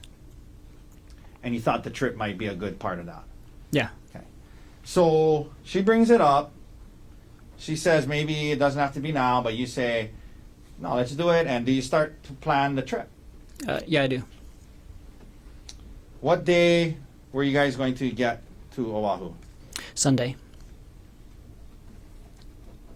And what airline were you going to? Well, you flew over on an airline, obviously. Mm-hmm. Yes. From the Maui airport. Yeah, I can't remember which airline. But from the Maui airport. Yeah, from Maui to Oahu. Did you and Ariel check bags or carry on? Just carry on. Did you go through the TSA checkpoint with her and your carry-on bags? Yes. Were there any problems going through the TSA checkpoint? Not at all. No, the bags weren't searched or anything. You land on Oahu on Sunday now, I think you said? Sunday morning. Sunday morning. What was planned for the first day? The first day, we were gonna do like a couples spa therapy, like a couples massage, at the hotel, Okay. and then just walk around Waikiki and shop and just kind of explore Waikiki. And was that what you guys did? Yes, And how'd it go? it went great. Yeah. 1 second, Your Honor. This is 172. Your Honor, may I approach with what's been marked as Defense Exhibit 172? Yes. Okay, I want to show you this. Gerhardt, you recognize that? Yes, What is that a photo of? it's a photo of us at the hotel. Okay, on the day, at the top it says March 23rd. Does this look like it was the day you guys got there? Yeah, this is right after we got there. Fair and accurate depiction of how you guys looked that day you got there? Yes. Your Honor, could I please move into evidence Defense 172? Mr. Barner, No objection. was it marked for identification as defendant's exhibit 172 is received into evidence? Could we please publish? Okay. Could we zoom in on the photo, Mr. Darks, please? Okay. So this is the day before March 24th, right? Yes. You guys had a good day? Yes? Yes. Okay. Did you plan this trip on Oahu to try and kill your wife? No. Were you trying to do something nice for her birthday? Yes. Okay. Okay, we can take that down.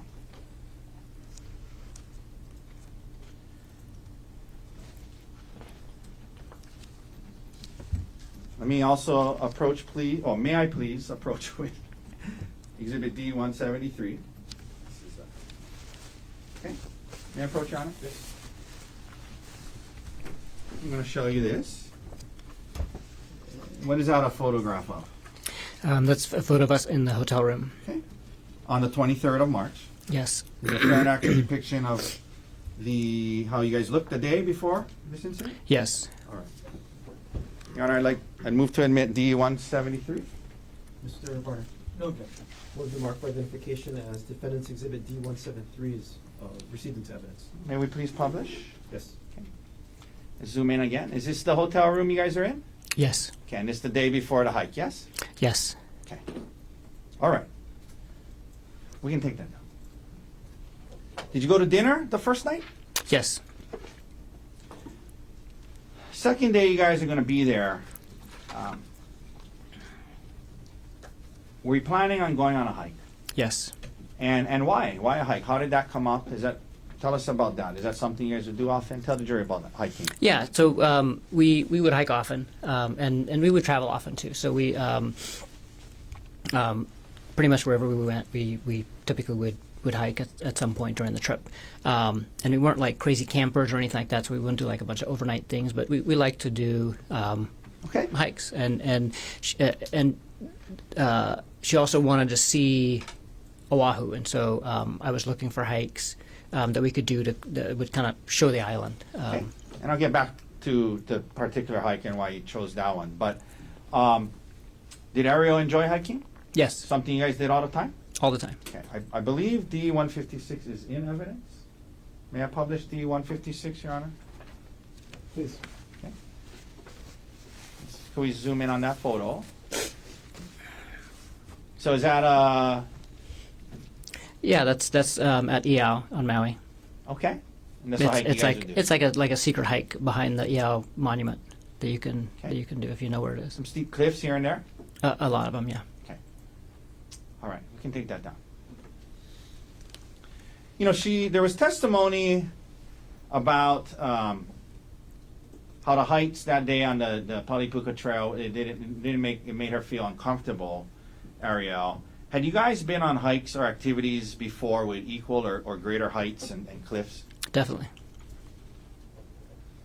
Did you guys ever go bungee jumping? we did. Okay.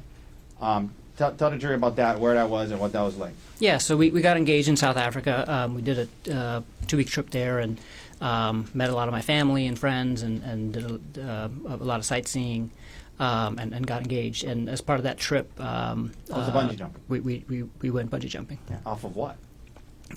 It's called Blokran's Bridge. It's a bridge that spans a beautiful canyon in South Africa, and it's a 700-foot bungee jump. It's one of the tallest bungee jumps, And- one of the tallest commercial bungee jumps in the world. And Ariel did that? Yes. Could we please also pull up Exhibit D-149? That's already in evidence. Let's let the clerk confirm it. Please. Okay, thank you. Would you guys go zip lining? Or Yes. have you gone zip lining? Yes. Okay. Yeah, that's Costa Rica. That's in Costa Rica? Costa Rica? Yes. Okay. We can take that down. In your entire relationship, when you know there were, whether it would be bungee jumping, the hikes with steep cliffs, zip lining, had she ever expressed any concern about hikes before? We are both very cautious people, and we stay safe, and so we don't end up going close to the edge. Our friend Gianna likes to go and Okay. pose for crazy pictures, and we didn't pose for the super crazy pictures, but we would always do the hikes and without any concern. Okay. As long Even as- ones with steep drop offs. Yes, for sure. Okay. Now, there was testimony from Detective E. Numa about some of the searches you did on hikes. And first of all, there was some searches in there about Maui hikes. Why were you searching hikes about Maui in that early March time period? I was looking for hikes on Oahu, and then while I was looking at hikes, I just started kind of looking at hikes that I had meant to look up in Maui too. We hiked a lot on Maui, and we had done all of the kind of the ones that are easier to find out about, and so we were talking to a bunch of people that are from Maui and getting recommendations for hikes. And so when I was looking up hikes, I was looking up some of the Maui hikes as well. I also looked up some hikes on Kauai that I'd heard about that I wanted to do in the future. Did you also hike with Emil? All the time. Okay. On Maui? On Maui, yeah. He loved hiking and jumping off waterfalls. Okay. So you do the research. Do you come across the Palipuka hike? Yes. And what did you learn about it, and why did you choose that one? What were the things that made you choose that one over the other ones that you researched? It just seemed like a really cool spot that you end up in, where there's this hole in the mountain you can look through and take pictures. The hike itself seemed fun because it provided a bunch of great views, but it was also kind of close to Waikiki, and it wasn't too long of a hike. Why did it matter if it was really long or not?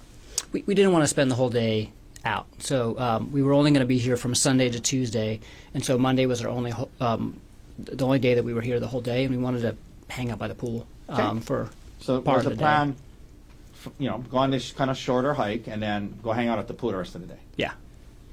Did you also make a dinner reservation at Yes. Set Yes. for that night?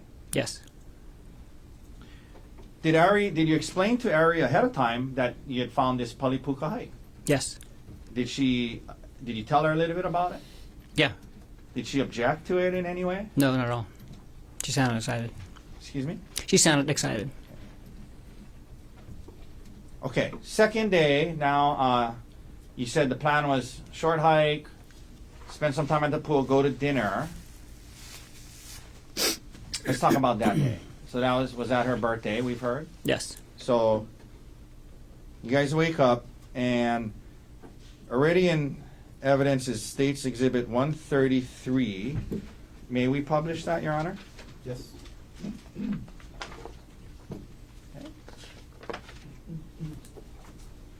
Okay. Did you give her a birthday card that day? Yes. Yes. Okay, we're not going to read the whole thing, but did you mean the words you wrote in there? I did. Okay. Did you? We can take that down. Did you also get her a birthday present? I did. What did you get her? It was a necklace, like a koa wood silver necklace. Okay. You wake up. What do you do before heading out to the hike? We had breakfast at the hotel, and then next door to the hotel was a bakery where we got some coffee and some pastries. Okay. May I approach with D175? Yes. What is this a photo of? Well, do you recognize it? Oh, that's Ari at breakfast at the hotel. Okay. Is it a fair and accurate depiction of how she appeared on the day before you left for the hike? Yes. All right. Could we please admit D175 into evidence? Mr. Garner, No objection. what has been marked for identification as Defendant's Exhibit D175 is received into evidence. Can we please publish? Okay. So this is a photo from that morning before the hike? Yes. Okay. All right. We can take that down. Thank you. Now, as you're, were you going to drive to the hike? Yeah, we had a rental car. Now, did you receive an email that morning that you shared with Ariel before the hike dealing with life insurance? Yes.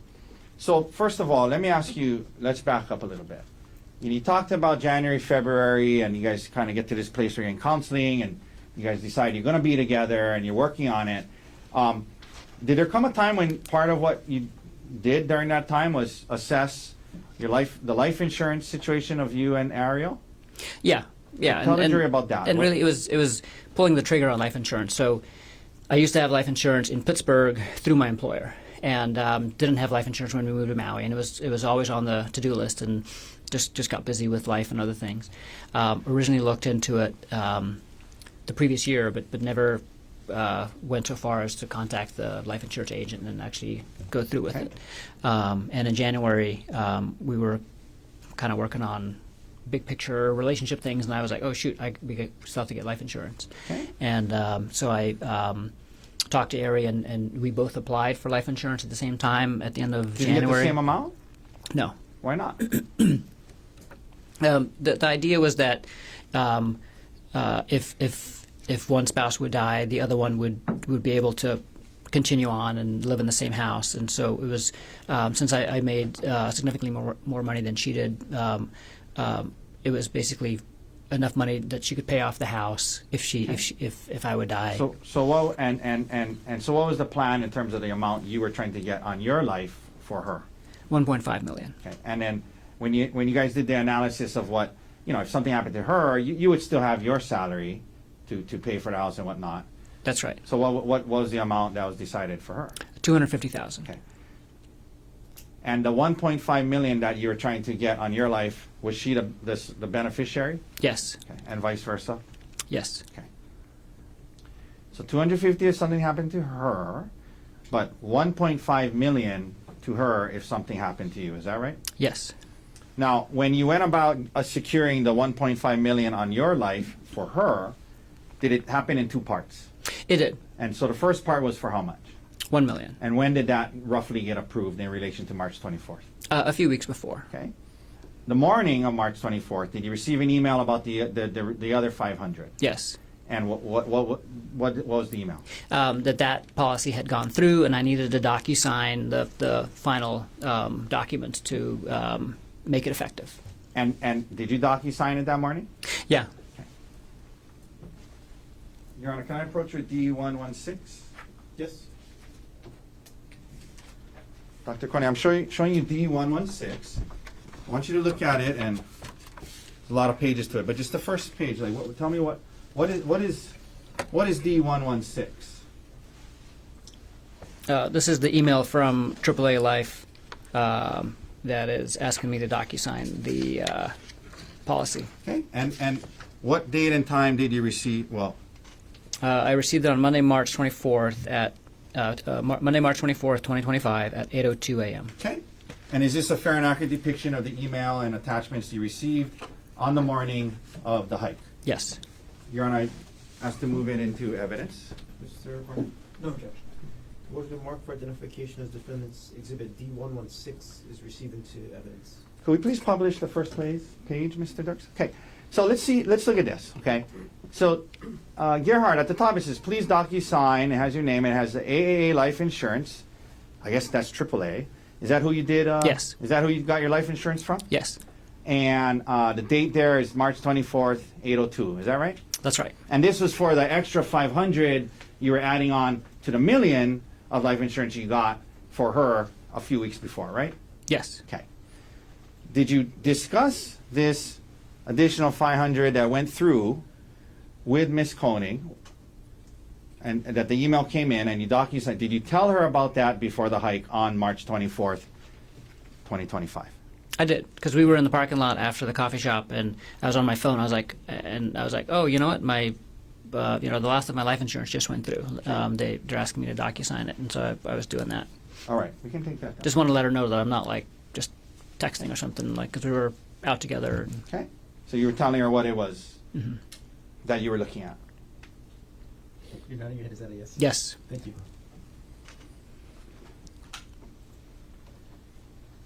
And so, from that point on, if something happened to you and in an accident or whatnot, she would get $1.5 million, correct? That's correct.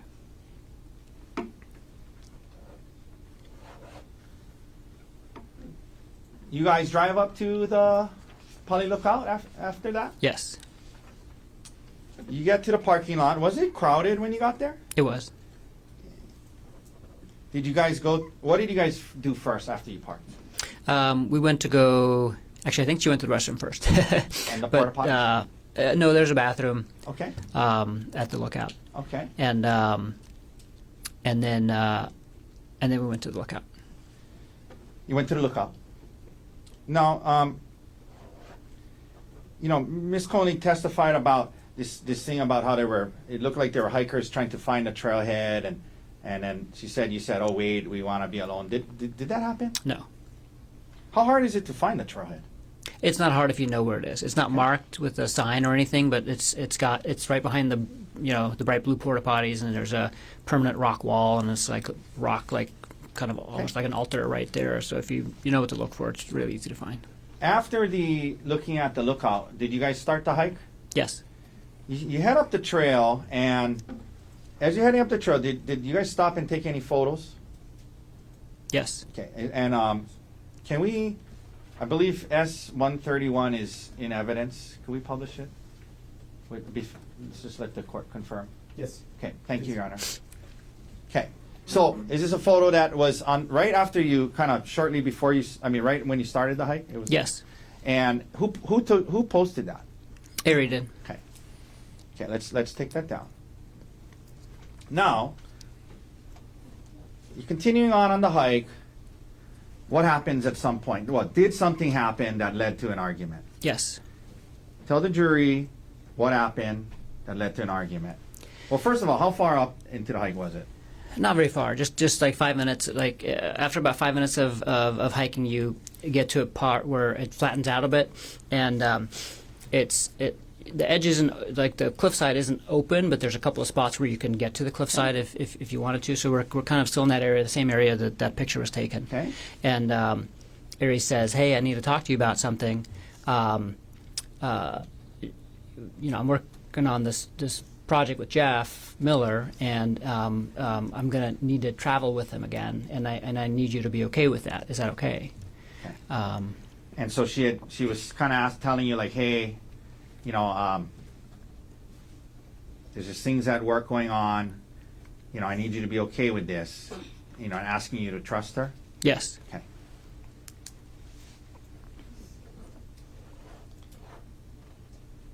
And again, you mentioned you guys weren't talking about the affair at home anymore because of counseling, correct? That's correct. And you guys weren't talking about it in counseling a lot at that time? We hadn't gotten to That. kind of the core of it yet. So she brings this up. What is your reaction to it? I'm very surprised, yeah. Were you upset and angry? I wasn't angry. I was surprised and upset, and I told her no. Like, I'm not okay with that.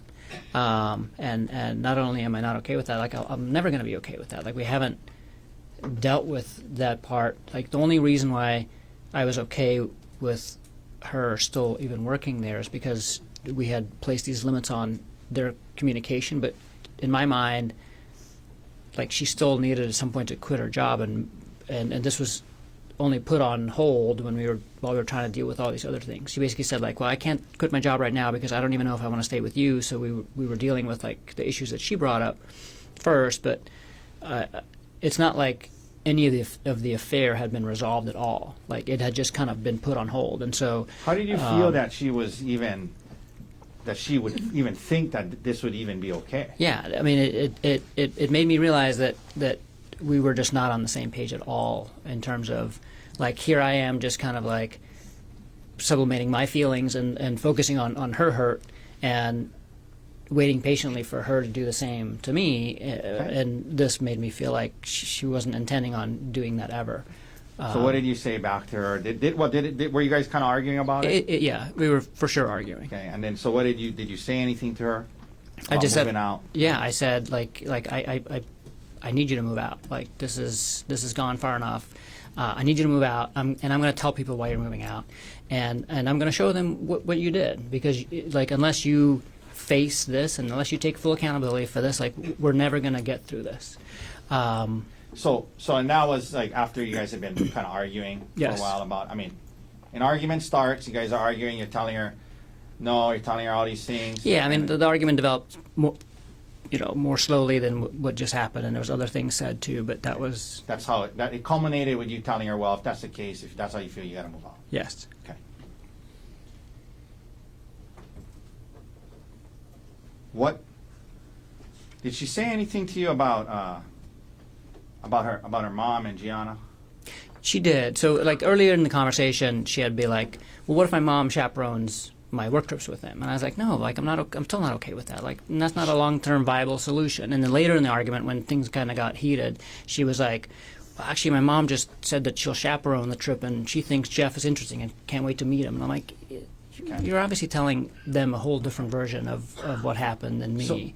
So in the argument, in her effort to say for you to be okay with it and go on the trip, she said, "Well, what if my mom chaperones me?" Yes. Okay. after, it comes to this point in the argument where you say, well, you know what, you got to move out there. I'm going to tell everybody what you did. I mean, it was a pretty, it got to kind of it was not a good conversation, it sounds like. Yeah. Okay, so what did you do next? I stomped off. I just stomped off up the trail. And this was a point where we were both really kind of just upset with each other. And I went one way and she went the other way. How far up did you go? 5 to 10 minutes. Okay. Why did you turn around? I was kind of at a loss of not kind of a loss. I was I just didn't want to be there. Like. Did it make sense for you to keep going on this hike? No. I like 5 to 10 minutes in, I was like realizing kind of where I was, and I was like, I don't want to be here. I want to go home and like start dealing with what we need to deal with. I don't want to, I got to the point where it opens up and it's like these beautiful views, and I'm like there by myself and upset, and I was like, I don't want to be on this hike by myself, upset, and I don't want to do this hike. I'm going to come back and do this hike at a different time when I'm happy. I was really looking forward to doing the hike. When you headed back down, were you expecting Ariel to be where you had left her? No. Where were you expecting her to be? I thought she went to the car because I saw her head down the trail. And there was testimony that when she said when you got there, you said, "Oh, you're still here." Did you say that to her? Yes. And is that because you assumed she had gone back to the parking lot? Yes. How far away from the parking lot were you guys when this argument started? Like 5 minutes. Okay. Or less, probably. Yeah. Okay. Now you get back. What is her demeanor and behavior like now? Like a 180 reversal, basically. So she was like extremely apologetic, and said, basically, I'm so sorry. You're right. Like, I need to take accountability and like, let's just, not ruin the day. I don't want to ruin the day. I don't want to ruin our trip. And let's keep talking about this in therapy. Okay. And she said like, I won't travel with Jeff. Did you guys end up taking a selfie? Yeah. First she was like, again, like almost manic, like super happy, and was trying to basically, get me to be in a better mood. And she was like, I'm gonna climb this tree, take pictures of me in this tree. And so she handed me her phone, and I took some pictures of her in the tree. And then after that, she said, let's take a selfie by the cliff's edge. That was her idea. Yes. Okay. Did you guys take one? We did. And what happened after that? Right after the selfie, I just remember kind of staying at the edge there and looking over the edge and just kind of still in thought about everything that had just happened and what's going on. And then I felt like a shove, Okay. and I was almost pushed over the edge. Okay. You felt a shove. Okay. Who shoved you? Ari did. What did you do right after that? Barely caught myself and turned around and looked at her and was like, what the fuck was that? Like, Okay. Turned around and it was like what like was like kind of in shock, like what the fuck was that? yes. Okay. And then did you move towards her? Yeah, I did. I was like just asking her like, what was that? And started walking towards her. Okay. Because at this point she was like 5 or 10 feet away from me. Okay. So you walk towards her, and you mentioned when you're walking towards her, where were your hands? Out. Okay. Now, did you get close to her? Yes, eventually, yeah. Well, And by the way, when you start walking towards her, is she saying anything? not initially, but I turn around and I'm asking her like, what the hell's, what the fuck just happened and what's going on? And as I'm starting to walk towards her, she starts yelling. She starts yelling. Yeah, help me, help me. Okay. And then what happens? And then I just keep walking to her like, what are you doing? Were you And I telling get- her like, why are you screaming? Yeah, what are you doing? And I get to her and I'm like, touching her, just putting my hands on her arms, and I was like, what are you doing? What's going on? What happens then? She keeps yelling, and she kind of grabs my wrists and throws herself on the ground and pulls me down with her. So now you guys are on the ground? Yes. Okay. When you're on the ground, what starts to happen?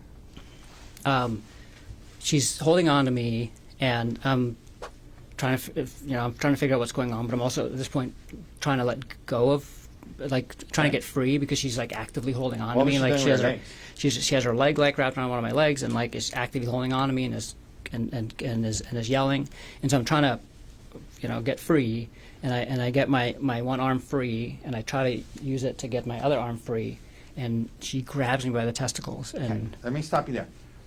Did you ever, in the course of this whole thing you described so far, ever try to pull her towards, push her off, or drag her towards the cliff's edge? no, not at all.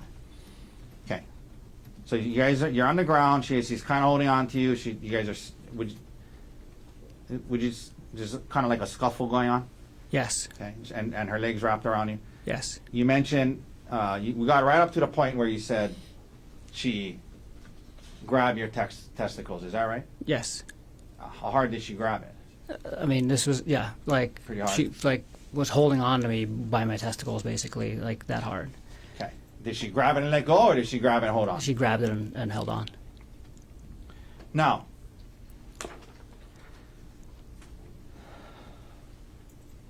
what happens after she does that? Then I try to free my testicles, and so I'm like thrashing with and I get both hands free, and I'm trying to get her to let go of my testicles, and then she hits me with a rock on the side of the face. Okay.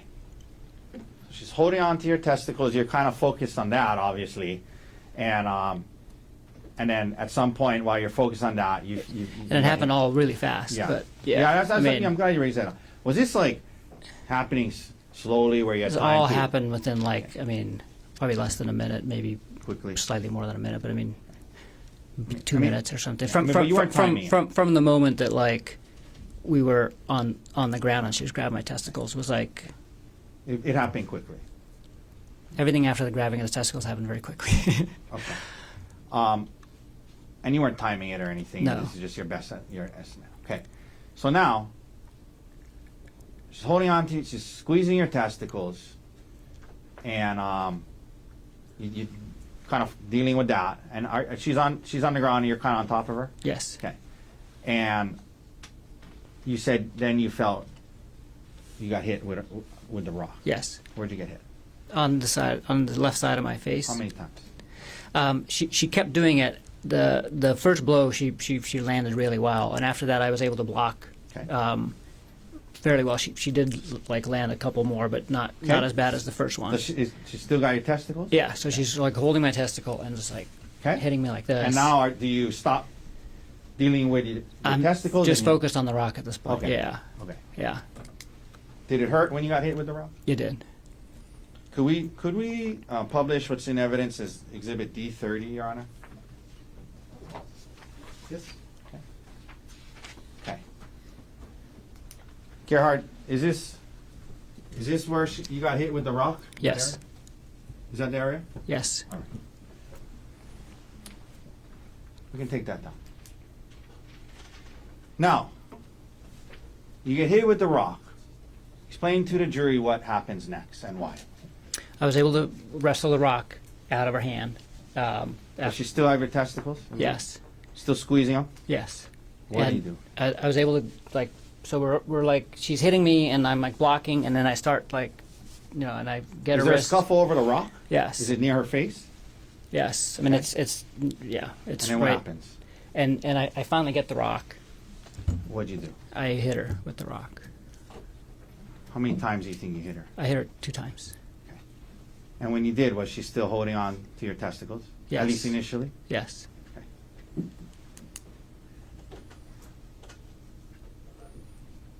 Why did you hit her?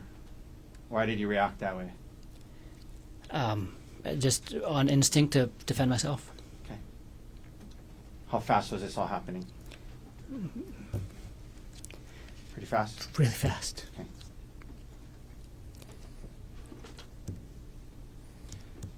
In between when she hit you with the rock and in between the time she hit you with the rock and when you hit her with the rock, were you able to safely retreat and get away from her? No. Yeah. Why not? She was holding on to me. including your testicles? Yes.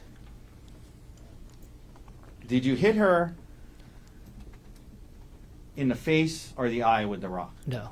Where you said 2 times. Where did you hit her? On the side of the head. Okay.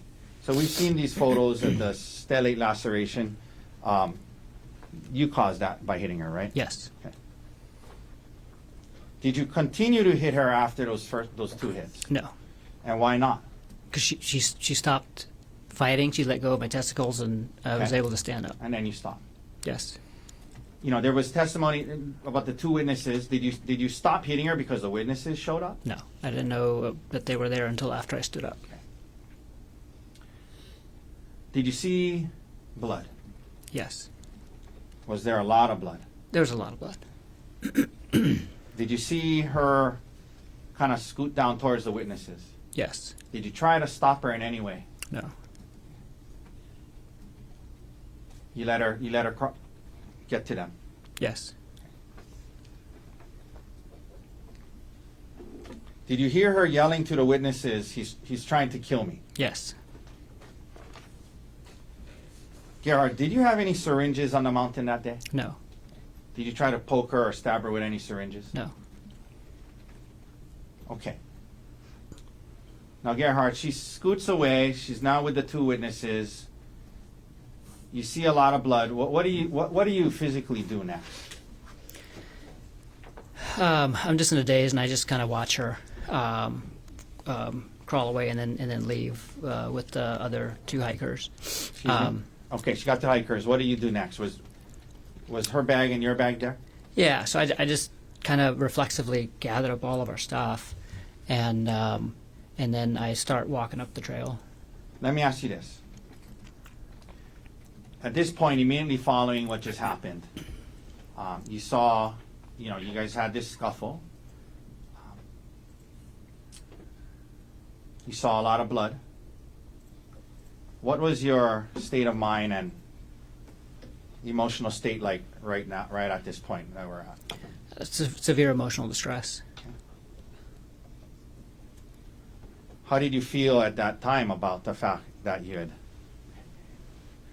responded and defended Horrible. yourself? Let me finish the Horrible. question. Sorry. How did you feel about the fact that even though you say it was, you were defending yourself, how did you feel about that she was bleeding? I felt horrible. Okay. Did you ever plan on hurting her that day? No. Did you ever want to hurt her that day? No.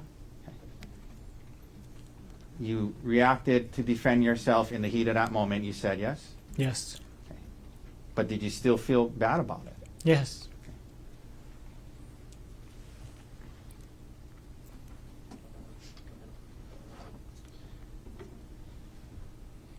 You mentioned that you were in some kind of extreme emotional distress, I think you said. Okay.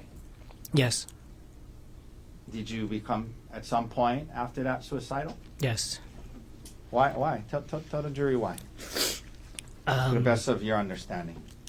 I just felt hopeless at that point in terms of everything. Like I felt horrified about what I did to her. Like that I caused this to her. That I had resorted to violence against my wife, the person who I loved the most in the world, and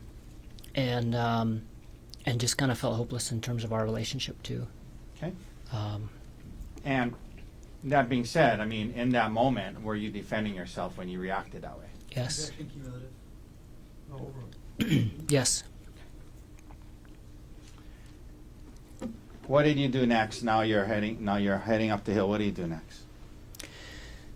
I just kind of kept walking up and kind of got to the same place that I had made it the last time, where the trail opens up and you're finally on the ridge, and Were you thinking about jumping? I'd already decided. I decided to jump, and kind of last second was made the decision to call Emil just to say goodbye. Okay. So this incident happens. You talked about the emotional state you were in. Did you believe your marriage was over? Yes. Did you believe, you heard her yelling to the other people that he's trying to kill me? Yes. You saw how bloody she was? Yes. Did you believe that your career could be over? Yes. Did you, you became suicidal. Who's the one person in the world you wanted to call My son, Emil. before you jumped? Yes. Were you in a good state of mind when you made that call? No. How do you feel about the fact that you put him in that position and made that call to him? So many feelings because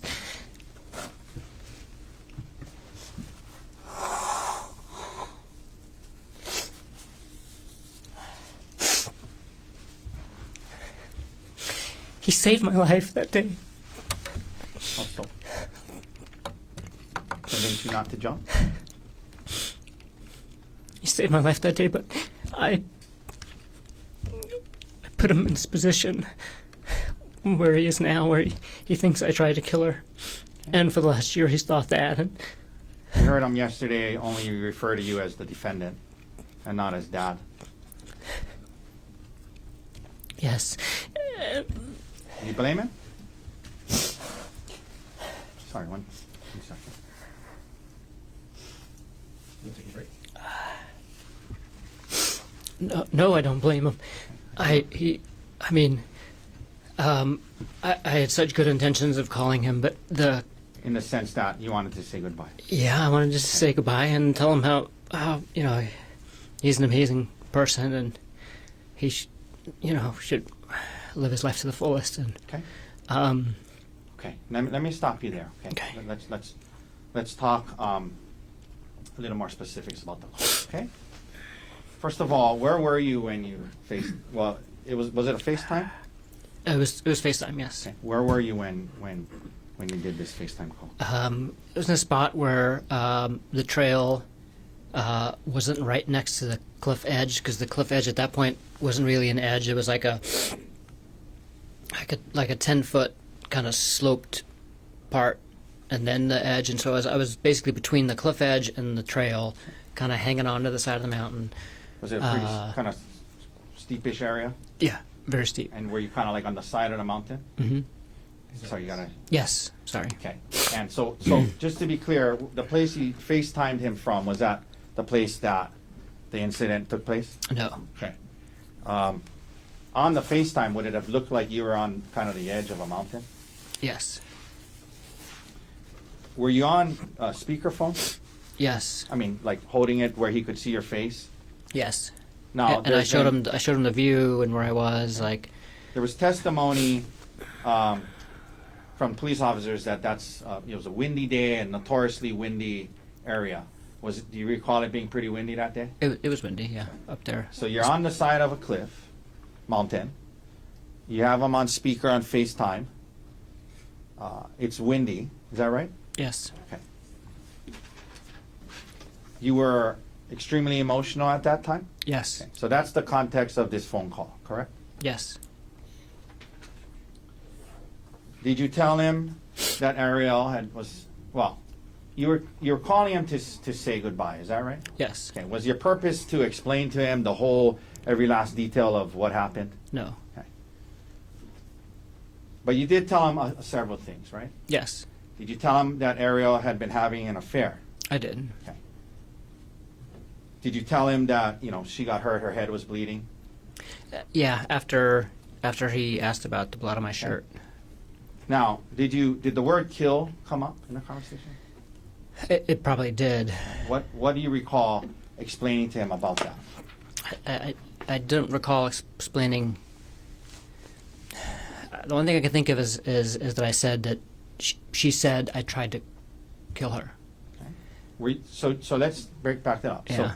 So you told him that the blood was hers, yes? Yes. And you're telling him that you're going to jump. And yes. Okay. And did you tell him something about? We're going to get to the part about the police, but you're telling him about how you're going to jump, and you were saying you heard her say to the witnesses, he tried to kill me. Okay. Were you explaining to that to email? No. So What I were you was saying? I was talking to myself at the same time too, and I was basically saying like, because I remember saying like, wow, this is like so hard because turns out killing yourself is a hard thing to do once you actually like go and do it. Okay. And so I was like talking to him about like saying goodbye and she had an affair and those things, but then I was also kind of like talking to myself and I think I was saying to myself like, she said I tried to kill her. She said I tried to kill her. Okay. Were you confessing to him that you were trying to kill Ari that day? No, Okay. Did you have an intention to kill Ari that day? no, Okay. Would you have said it that way? I tried to kill Ari that day. no. Okay. But you don't dispute that the word kill probably came up. No. Okay. And can you understand how Emil in that conversation could have got that impression? Yes. Okay. So what else happens in this first call? What do you mean when you say he tried to convince you not to jump? He just and I mean, to his credit, I mean he just reminded me that I had a choice basically. Okay. Reminded me to have a choice. Yeah. Because he said So- like, you know, do you really have to do this? After that, he got off the phone with him? He didn't jump, right? No. Okay. There was a second call an hour later, Yes. and he testified that he was at his Ari's parents' house. Is that right? Yes. Okay. Now, during that call, did he tell you what he told to Ari's parents? Yes. What did he tell you that he told Ari's parents? He said, well, yeah, he said, I told them that you tried to kill Ari. And what was your reaction to that? I was like, why would you say that? And 'Cause then, you didn't mean that in the first call? right. Okay, so you're telling him why And did I you didn't, tell him? at that point I was like so confused at why he would say that. Okay. And then what did you say to him after that? And then I said, I gotta go, I gotta get off the phone. And did you say to him, because you were going to kill yourself again? Yes. Did you say to him, I said, I never mind, I gotta think about this. I'm probably gonna kill myself. okay. Did you say something to him about, I got to go so the police won't find me? Yes. Okay. And what did you mean by that? Why were you trying to avoid the police? I didn't want my choice of killing myself taken away at that time until I had made the decision to either do it or not. Okay. While you were still deciding if you were going to kill yourself, you didn't want to be seized by the police. That's correct. Because once they seize you, you wouldn't be able to kill yourself. Yes. Okay.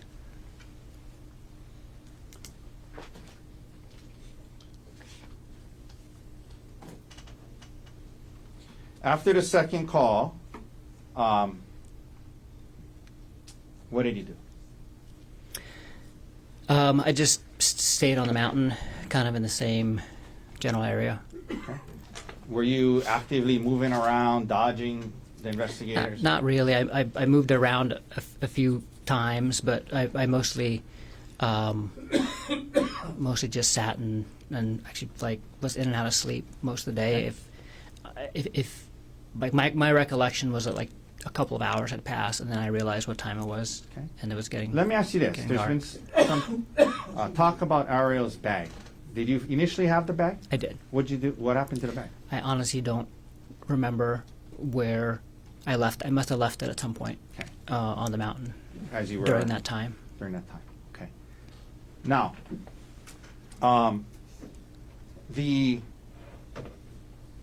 your bag that you had with you. Yes. What did you use that bag for? It's a little crossbody Patagonia bag, and it's the bag that I take to work, to and from work and home every day. Okay. You mentioned walking to work. Do you walk to work?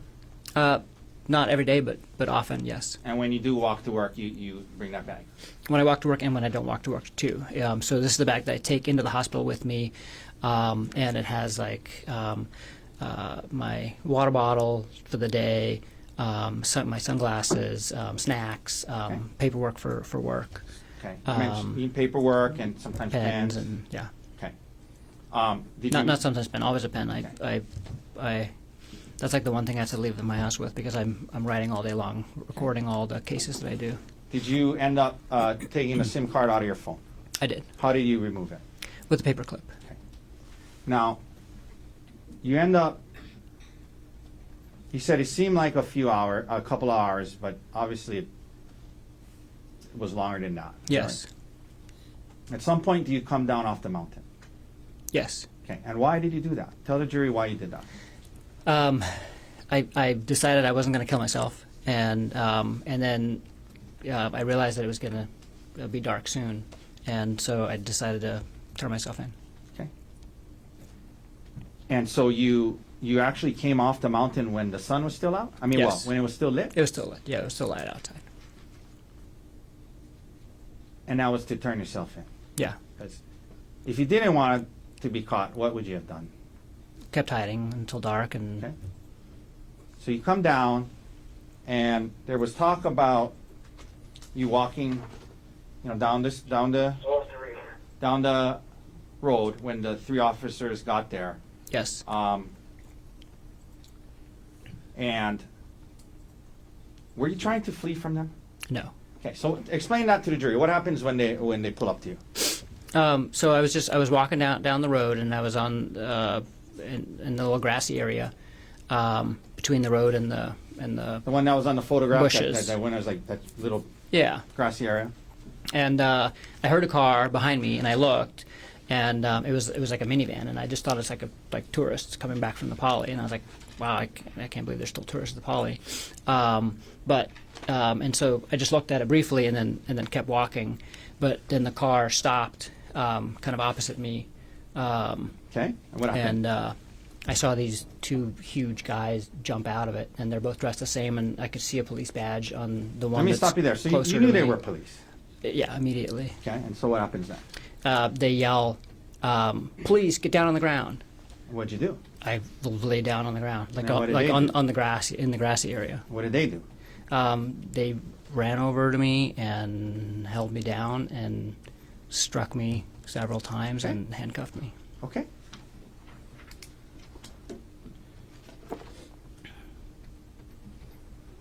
Did you fall on your face with the officer falling on you in that transaction or interaction? No officer fell on me at all during the entire thing, and I did not fall on my face. Did they hit or punch you in the face? No.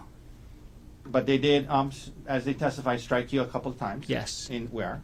And my ribs and like my upper legs, like thighs. Okay. So, after this moment, now you're arrested. Did you have injuries from that whole day? Yes. Okay, we talked about the injury to the side of your face. Yes. What other injuries did you have after you were arrested? Just my ribs. Okay. Did you have any bite marks on your arm?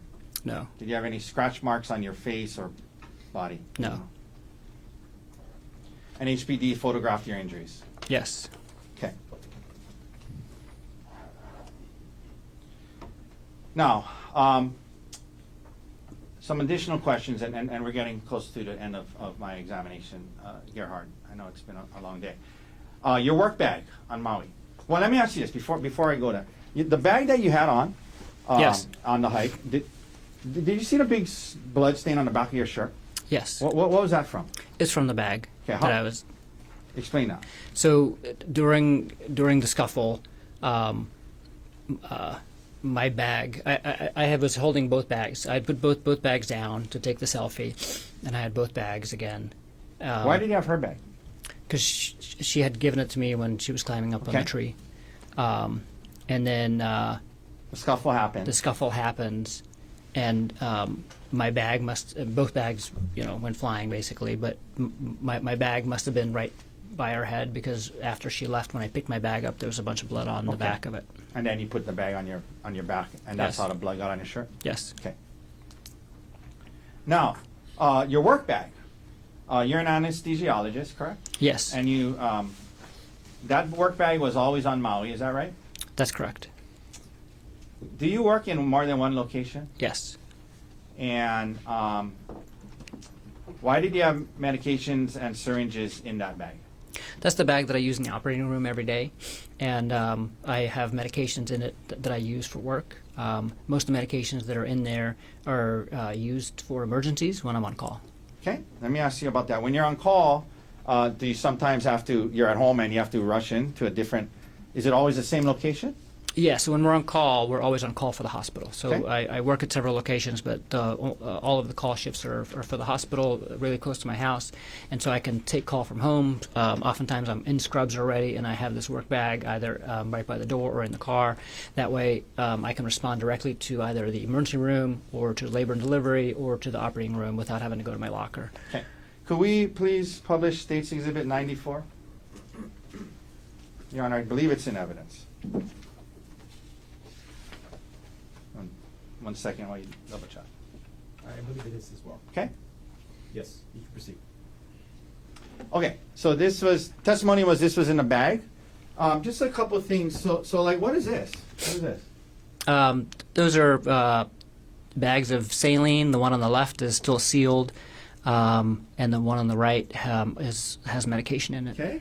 And this is a stethoscope, is that right? Yes. What is this thing up here? This and that? Oral airways for emergencies and elective surgery. Okay. These are all stuff that you had at home regularly when you were either on call or depending on where you were going to work. Yeah, I had. I mean, this is everything that's usually in my bag, and it's everything that I would need to respond to different emergencies. Okay. Could we please also publish State's Exhibit 103? That's also in evidence.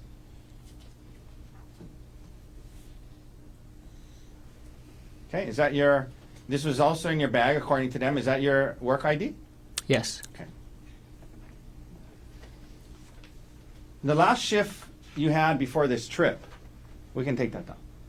Where had you been working? At the hospital, Okay. Do you remember in what unit?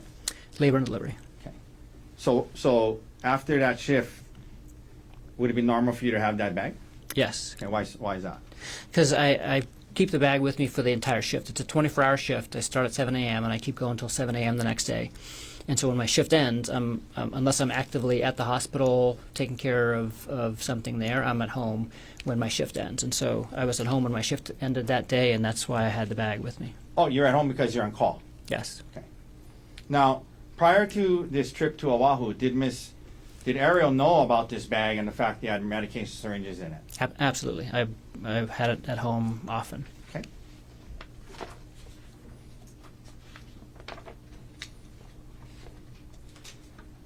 Now, just a few last questions, Gerhardt. You know, you testified that you reacted to defend yourself when she had hit you with the rock, and it's all happening fast, and she has your testicles, you grab and you hit her, and it was all happening fast. So you were defending yourself in that moment, is that right? Yes. Okay. And did you stop as soon as she stopped? Yes. Okay. But you also said you felt horrible about it. Yes. Okay. Can you explain to the jury how those things can coexist?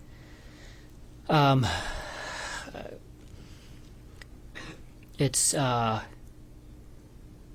you know, I believe in the right to self-defense, right? But I mean, in the moment, it was kind of an impulse. It wasn't like a conscious, like, I'm going to analyze this from like a legal perspective. It was, but yet the result of it was harm to my wife. Okay.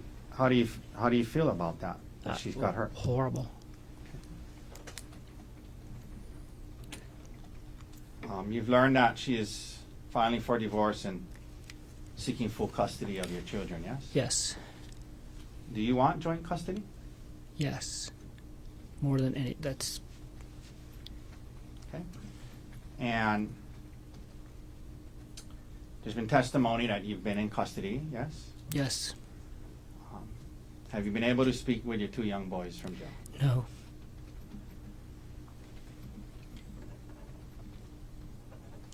Gerhardt, did you have a plan to kill your wife on the mountain that day? No. Did you try to throw her off a cliff? No. You try to stab her with syringes. No, When you hit her with the rock twice, why did you do it? in self-defense. Thank you. That's all the questions I have. Thank you, Mr. Tucker. Mr. Barnard?